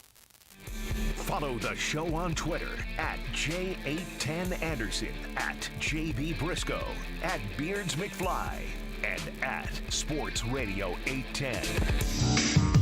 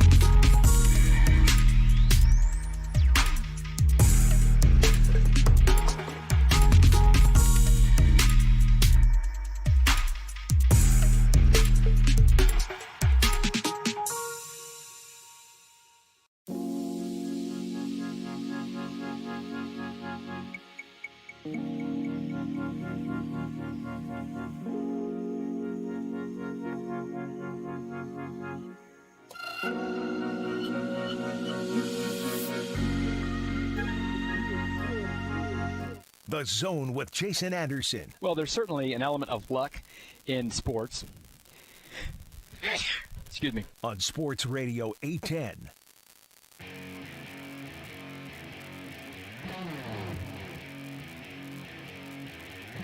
All right, let's play a little Fact or Fiction. Todd Leabo hanging out with us as we head up until 2 o'clock on this Tuesday edition of The Zone. Thank you to Adam Teicher joining us in the 11 o'clock hour. Les Norman in the previous hour, and we heard from Andy Reid and Juan Thornhill and Willie Gay today. No MBS. Willie Gay was thoughtful. Wow. Juice man. Candid, thoughtful, very open he and is honest. Ready to elevate.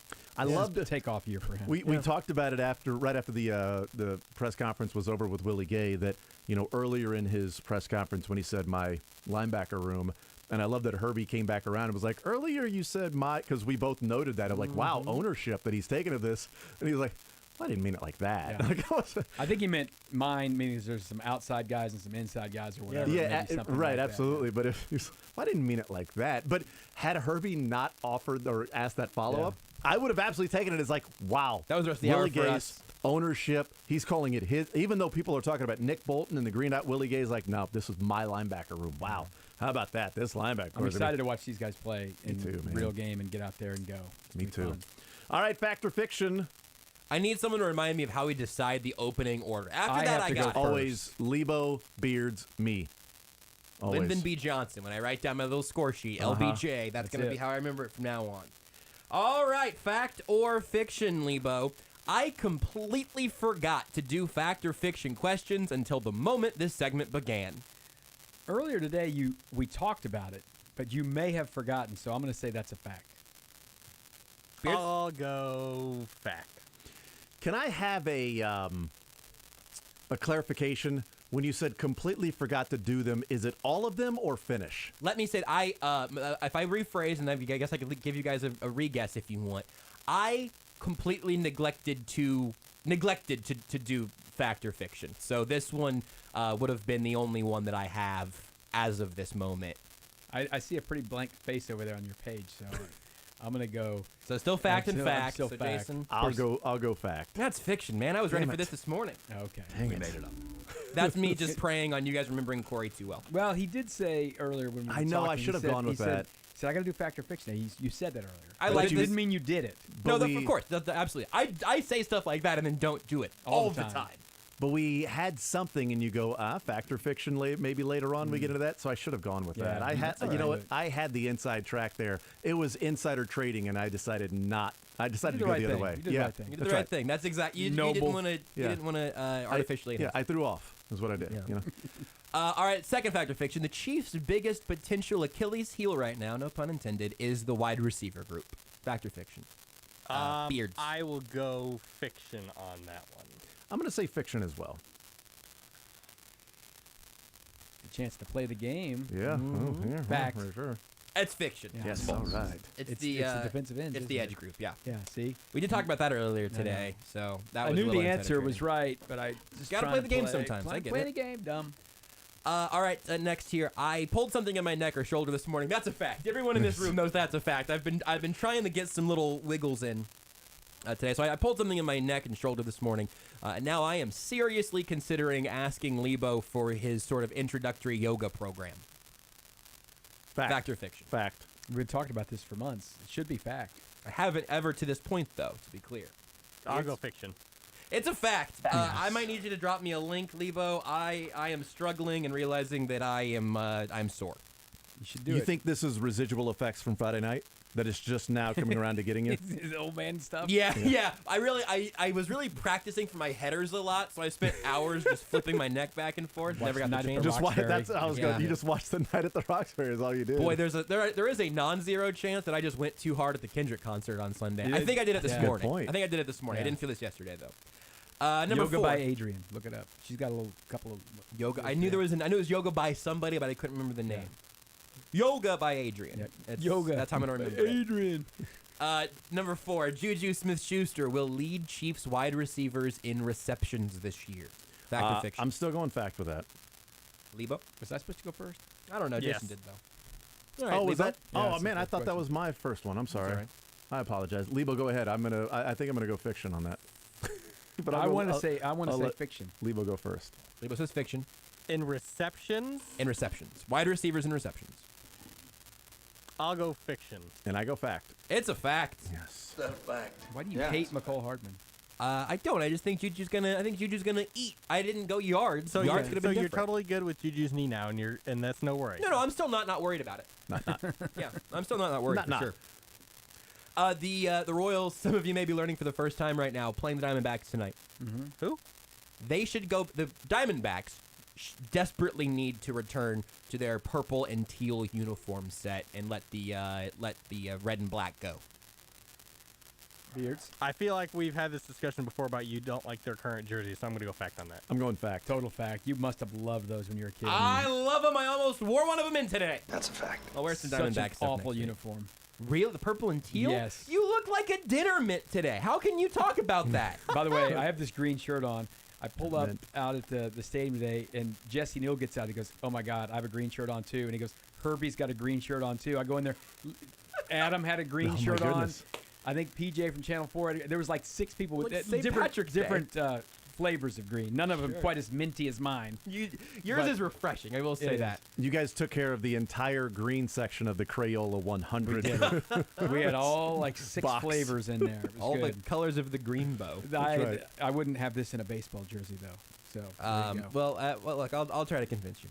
Okay. Number 6, Patrick Mahomes will play at least one single snap on Thursday against the Packers. I'm going to say fiction. I think that's fiction. From what I heard today. Mm-hmm. I'll stick with the same and go fiction.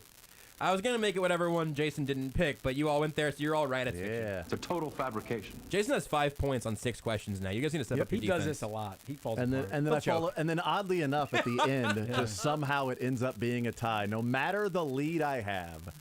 It happens. Weird how that takes place. I believe Todd starts us off with this one.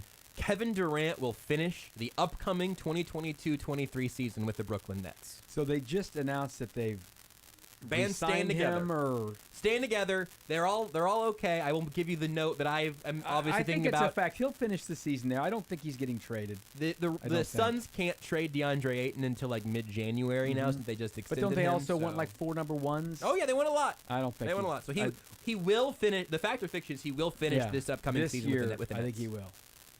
Yeah, it's a fact. Fact. You guys are all picking the same things. I think it's a fact, but I'm not as sure about it as you guys So are. that's a fact. I saw it on PBS. I like that one. What's that from? I don't know. PBS. Fact or fiction, George Karlaftis will have 8 or more sacks this season. Is it me to start? Yes. I'll go fiction. I'm going to go fiction as well. Well, and hoping that if I say something different than Jason, there you I'll go. get some points. Gain I'll a go point. fact. You're going to gain a point on that one. Even though he knows it's fiction. Like I said, George Karlaftis will have 6 or more sacks this season. That's a fact. So me and That's Beards. Stripes. Have you seen Stripes? No. Okay. I have. Me and Beards Watch the first hour somehow of it. missed that. Yeah. You guys really should have thought. I Good mean, to know. 6 is like one every 3 You don't games, believe in anything. basically. He's getting 1 a game right Come now. on, man. He's playing half the game. Ridiculous. Fact or fiction? Here are the players that got at least 8 sacks since 2010 in their rookie season. Carlos Dunlap and Ndamukong Suh, Jabal Sheard, Von Miller, Alden Smith, Bruce Irvin, Ezekiel Ansah, Aaron Donald, You don't think Preston this guy Smith, could be Jabal Yannick Sheard? Ngakwe, Joey needs Bosa, Carl 6. Lawson, Bradley Chubb, Nick Bosa, Max Crosby, Josh Allen, I thought it was 8. Ojolari, Just us. He Jalen just needs to Phillips, get and 6. Micah Parsons. Or 8. So Sounds there like you a go. lot of Big Ten people. Doesn't need Yeah, 10. Doesn't it? That's exactly right. Yeah, a lot of Big Ten people. Yep. Apparently, so just 6. Wow, I don't know why I thought he wouldn't get 6. Fact or Interesting. fiction? Jason's turn. George Karlaftis' best nickname is George Karlophagus, who will punch you in the esophagus. Fact or fiction? Fiction. It's That Furious sounds like George. something you would love. It's Furious George. Leabo? Not the Greek freak. No one will accept that. Nope. I will go fact. He likes the Travis Kelce talk and then the rhyme. Yeah, sure, I'll go fact. That's a fact. No way. Come on. You were just going to agree with him no matter. You've got a meme for Furious George. That wasn't Furious George. Furious George is the best one for branding purposes. Oh, stop. This is the best one for playing You're the being game a purposes. big baby right now, Jason. Fact or fiction? I spent $60 on an extra large long sleeve T-shirt on Sunday because it was the only remaining Kendrick shirt left, other than smalls, which weren't going to work for me for sure. And it felt like an okay decision at the time, but it is, upon further review, gigantic. Fact or fiction? Sounds very specific. If you would have ever listened to me, I would have told you never buy one of those, but it sounds like a fact. I'll go fact. Yeah, it's a fact. Of course it's a fact. Wouldn't you wear that thing in someday? I will. I'll be swimming in it. Time to put some weight back on. Yeah, no kidding. I'm going to have it, and more than I was carrying before. The sleeves are the real thing. I look like I have wings, like don't you take it to a tailor and have it taken in have some? him tailor my long sleeve T-shirt from the Kendrick show. Can you take this in about 12 inches? Yeah. There's a tailor right over here by the good sense. Yeah. All right, so I've got Jason and Leabo both with 7, Beards with 6. We're tied up, buddy. Isn't that weird? Question number like 12. Beards. It's almost like it could be 9 to 5 or something. Is this the last one? This is the last one, unless we need a tiebreaker, which who's to say. Darian Kennard will make the Chiefs' 53-man roster. Beards? I will go fact. Fiction. I think it's fiction. But now there's a chance for you to tie it up. That's a fact, guys. I think they're going to keep him as a developmental guy. Maybe somebody else hits the practice 53. squad. That's a tie game. That's Wow. fine. Tie game's good. 7-7-7. We're playing the game. That's what it's all about, is playing Jeez, the I game. can't believe you collapsed again. It's just like Friday. I haven't seen Kennard really be a I part kind of of feel anything. like going 1 for 4 at the end wasn't a great strategy Wasn't for all me. your fault, though. Sometimes these things just happen. I gave you a freebie with the T-shirt. It's weird how 6 out of 7 I started off with and then just collapsed at the end. Listen, even the Rockets missed like Why'd you- 21 straight three-pointers. Why'd you lose concentration? Old school Clemsoning is what I'm doing here. Not you new just school. You need to pay attention to what's going on. I know. And finish It's my the fault. segment. It's my fault. All right, we've got a tiebreaker, so Do you want to do that after the break, or is that just when we don't have enough time? no, we'll do it after the Okay, break great. as well. But I tell wanted us to what know it is, though. I wanted to Yeah, know, well, first I I'm wanted to know excited. what is were you saying that you advise don't buy show merch? Is that your Right. general? You can buy show merch on the internet for way less money. A little. You account for shipping. I would argue that it's close-ish, but Or I pay you the can buy premium. show I don't merch care. in the street that's almost real. And you don't have to pay for shipping. And it would have fit me better than Yeah. my double Now, XL. they might have spelled Kendrick wrong, but whatever. That's okay. That's all I needed. All right, so here's your tiebreaker. I'm gonna tell you a concert T-shirt story real please. quick. No, You that's ready for this? We got time. We got all the time in the world. We're gonna break like 42. When my was young, we went to an AC/DC concert at the Sprint Center at the time, and he wanted a T-shirt, and I said, "Well, here's the deal. You're gonna get a T-shirt. You better wear this damn thing. All right, you wear this T-shirt." So got a T-shirt. It's probably $40 or something, and he would wear it and everything, and then he was in 7th grade, and he comes home from school one day, and he said, "Well, it was picture day today." And what was he wearing? I hope that damn shirt you bought him. He had the AC/DC Let's shirt go! on for picture day, and my wife was very happy. She was aghast that her son had an AC/DC shirt on for picture day, and he's like, "Well, you can go retake." He's like, "I'm not going to retake. No, I'm I'll not get a going through all retake if that. I can wear this shirt again." Whatever. I had my shirt on. It is what it is. Yeah. Fine. So he ends up the next year. The picture day ends up being your ID. Might have been in 8th grade. It's your ID. So his the first high school ID. He had the AC/DC shirt on the picture because that's the picture they used for it. He won Student of the Month at Summit Lakes Elementary or middle school, and they put your picture up. It was a 2-people picture of the month. AC/DC shirt. You Yes. walk in the thing, every See? parent walked by. Look, there's Cooper Leabo. I told the story on the air. His gym teacher sent me an email. Says, "Oh, that's great. He's glad he had it on, blah, blah, blah." So it turned into a joke for years. My wife, on her final picture day for being a teacher, 29 years in Lee Summit, she bought herself an AC/DC shirt. Yes! She wore it to picture day. Awesome. Yes. There you go. What so a you good need to wear the story. Kendrick Lamar shirt for picture day. That's right. I will. Going out. I will. And if somebody has like a leaf blower or something, I could look like the Stay Puft Marshmallow Man under there. Well, here's the deal. So, listen, I'm from Independence, okay? Bridger Junior High. We are the folks. We're just regular folks there. It's a weird mascot I name. got my, it's the Bridger Junior High Buffaloes. Bridger okay. folks. Buffaloes. Jim Bridger, he's a frontiersman. Sure. You knew that. Of course. So I went and I found my 7th and 8th grade yearbooks, and I looked through. We found nobody at Bridger Junior High with a concert shirt on. So I said, "Son, you're more Independence than me, and That's you live in huge. Lee There Summit." you go. So we did it. You can take Leabo out of Independence, but you can't take the independence out of Todd Leabo or his entire family. Or his offspring. That we know for a fact. That's good, man. We'll do the, what's the tiebreaker again? I didn't tell you. I say again because, we never actually got to it the first time. What's the best Kendrick Lamar album? I'm going to do some research on that. You guys got a whole commercial break. Yeah. I know some songs. Well, real quick, this is more of a visual thing, but it had me cracking up while you guys were talking. So on ESPN, they were showing, apparently there's a Little League football team, and they were having their moms wear full pads and then tackle their sons with the pads behind them as sort of like, let's take out our aggression. Yeah. And so all these moms are just like crushing their sons. It's probably junior high, probably. And so like they're tackling them into this big pad that you would jump into the end zone or something like that with it. And at the very end, there's a smaller mom, and her son is an offensive lineman, and she goes and hits him, and she just falls straight back. And the other ones are just taking their sons out, just crushing them, and she runs, and it's like a wall, and she falls straight back. Kid grew up too big. Poor Didn't lady. make it. We'll take a timeout, and we will do a tiebreaker and wrap up the show next.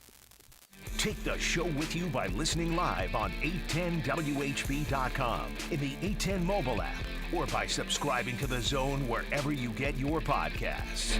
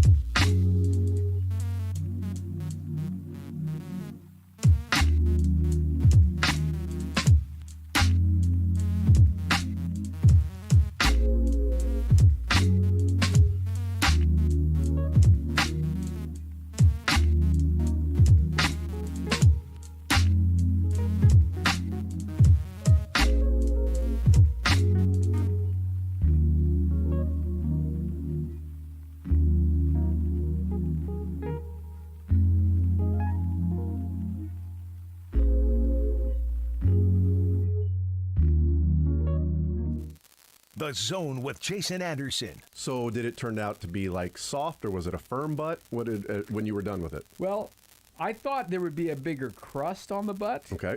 I don't think I had the heat high enough to crust up the butt. Mm-hmm. But the color was nice on it. And nice colored butt is always what you're looking for. And it tore apart very easily. Really? You tore that butt apart, Leabo. Weekdays from 10 to 2 on Sports Radio 810 WHB. I wrap things up here on a Tuesday edition of The Zone, right here on Sports Radio 810 WHB. Don't forget, coming up tonight, Sporting Kansas City show at 7 o'clock. Well, Sports Night with Sterling. After that, of course, before all that is the program with Soren Petro starting at 2 o'clock, and you'll hear their takeaway from Andy Reid and Willie Gay and also Juan Thornhill. The very brief Juan Thornhill press conference, by the way. I blame myself. I didn't ask any questions. But you know what?